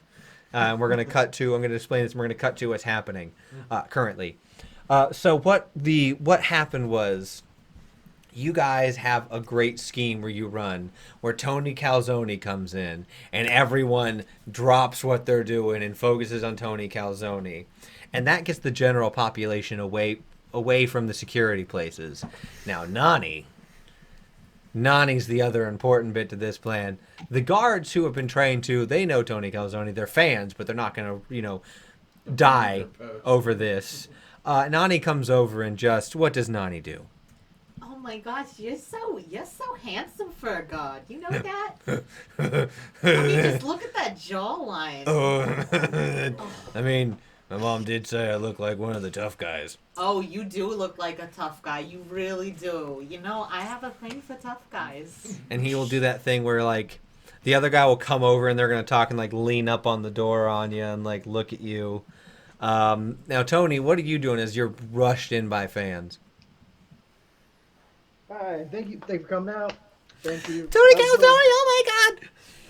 Yo, this woman comes up. I named our baby Tony after you. That's precious. That's adorable. Can you sign him? You're the one's name Calzone. Last name first. Calzone, Tony. People are coming over. One of the floor managers will come around and go, Mr. Calzone, if you'd like, we can put you over there on the lifted booth and you can play us some piano and sing. Free drinks on the house, by the way. Like the way you think. All right, let's do this thing. Just roll me a performance check. Of course. This should go swell. For those of you at home who are just now joining us. let me see if I can get that up and running, because I'm pretty sure now that we have everything fixed.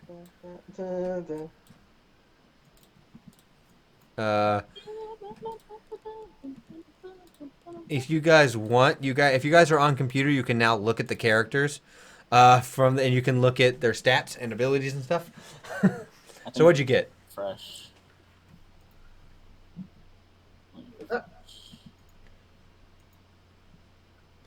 I think you got an 18. I did. What did you roll? I rolled an 18. It doesn't have any modifiers on it. Oh, you didn't click the persuasion or performance check? 18 plus 13. Oh, God.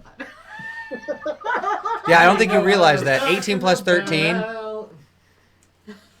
You just like crack your fingers and just do the run down like up and down the piano to like practice, and you go into some like sultry blue like emotional piece, and everyone's like, he fucking gets it.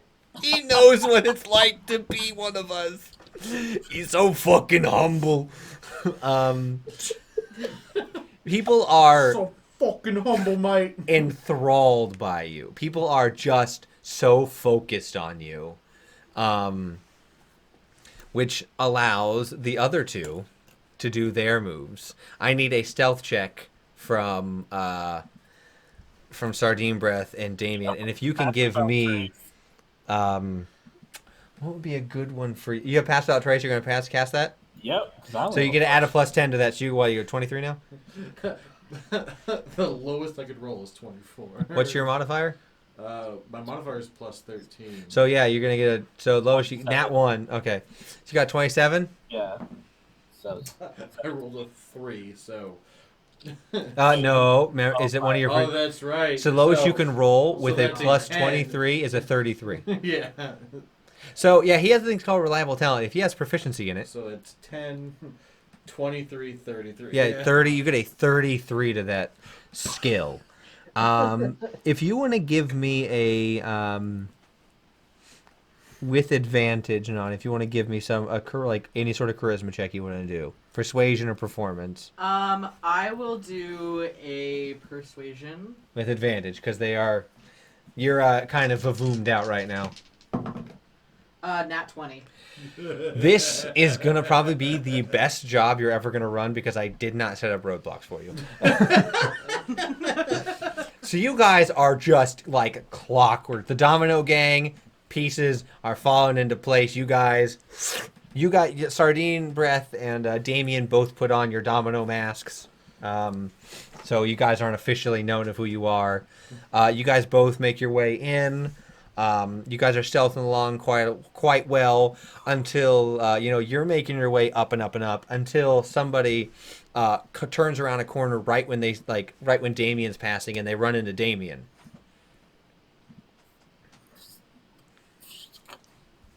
Chokehold, knock him out. So, Sardine Breath, you're going. You're gone. Yep. Go to sleep. Just go to sleep. Go to sleep. Go to sleep. Sleep.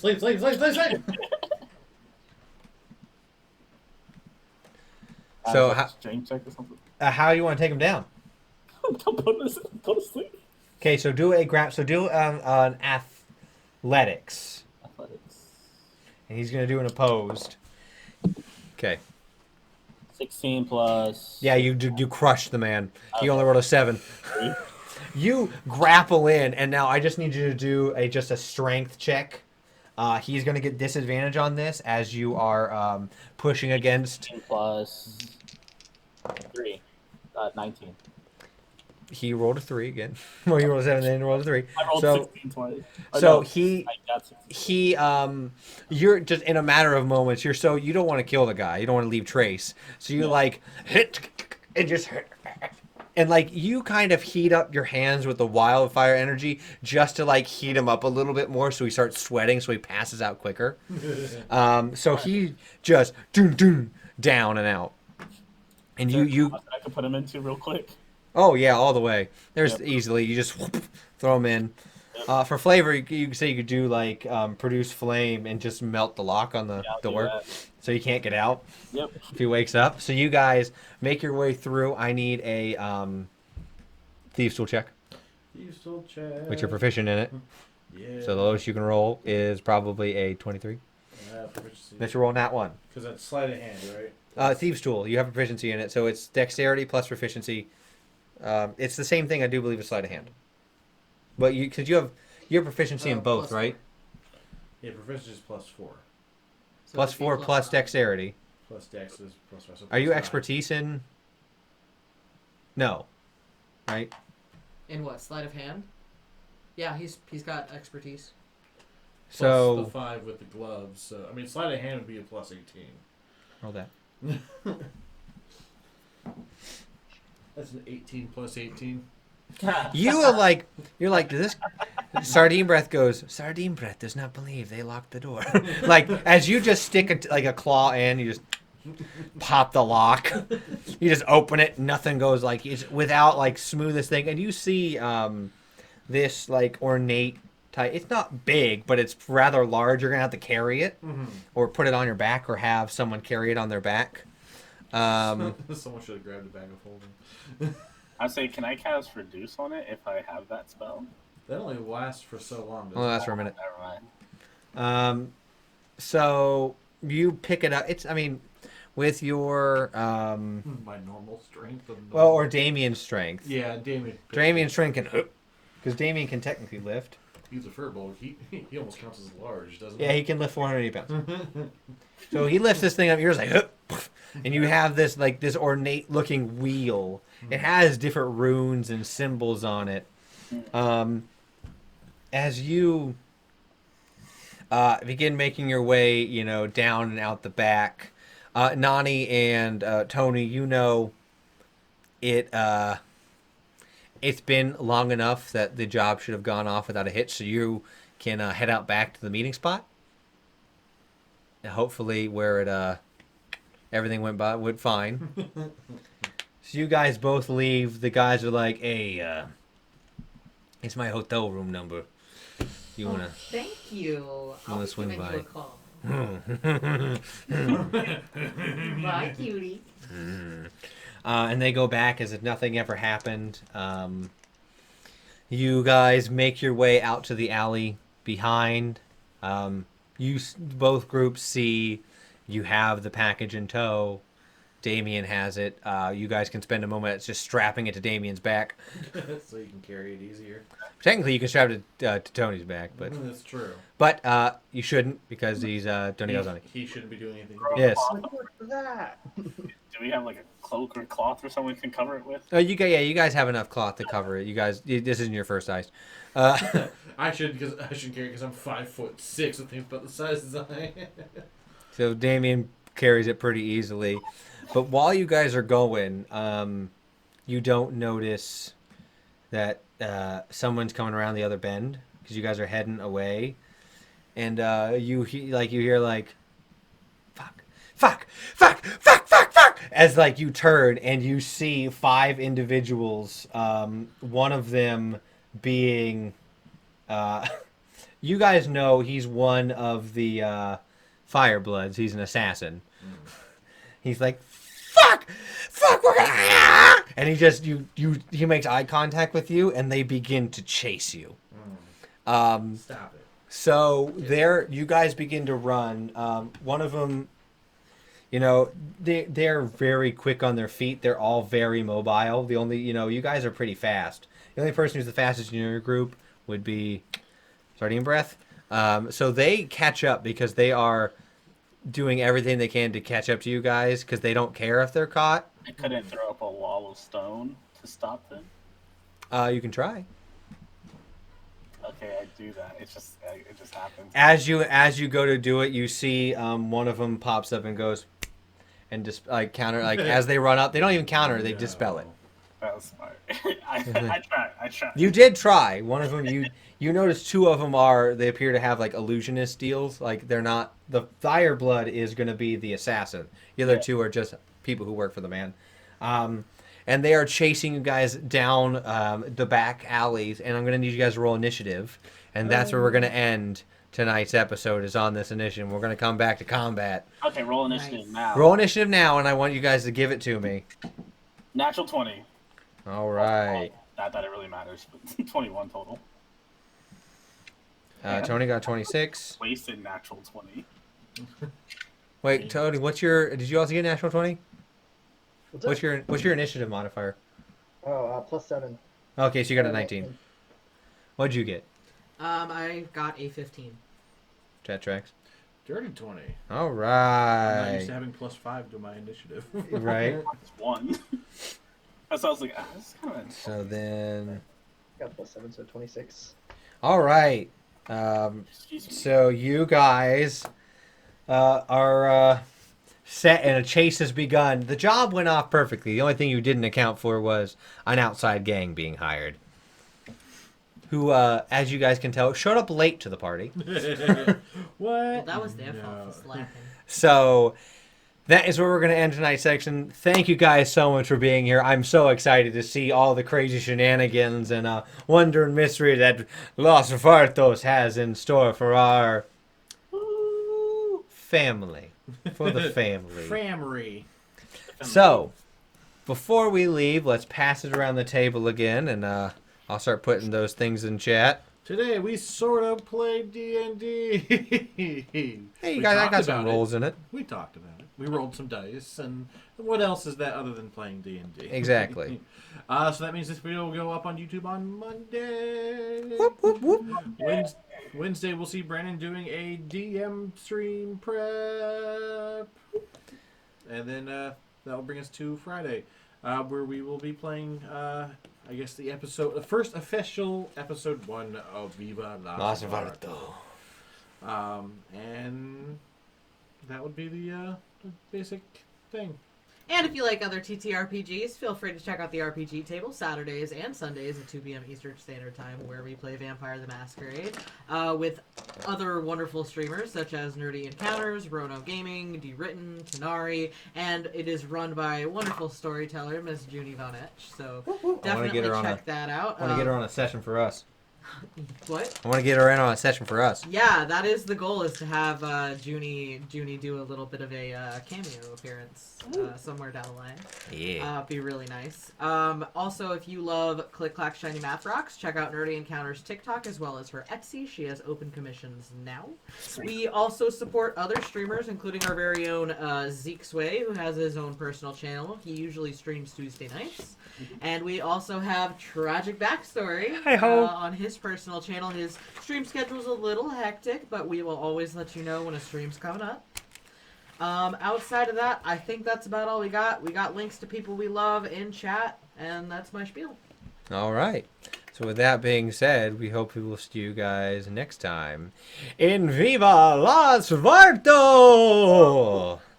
Yeah.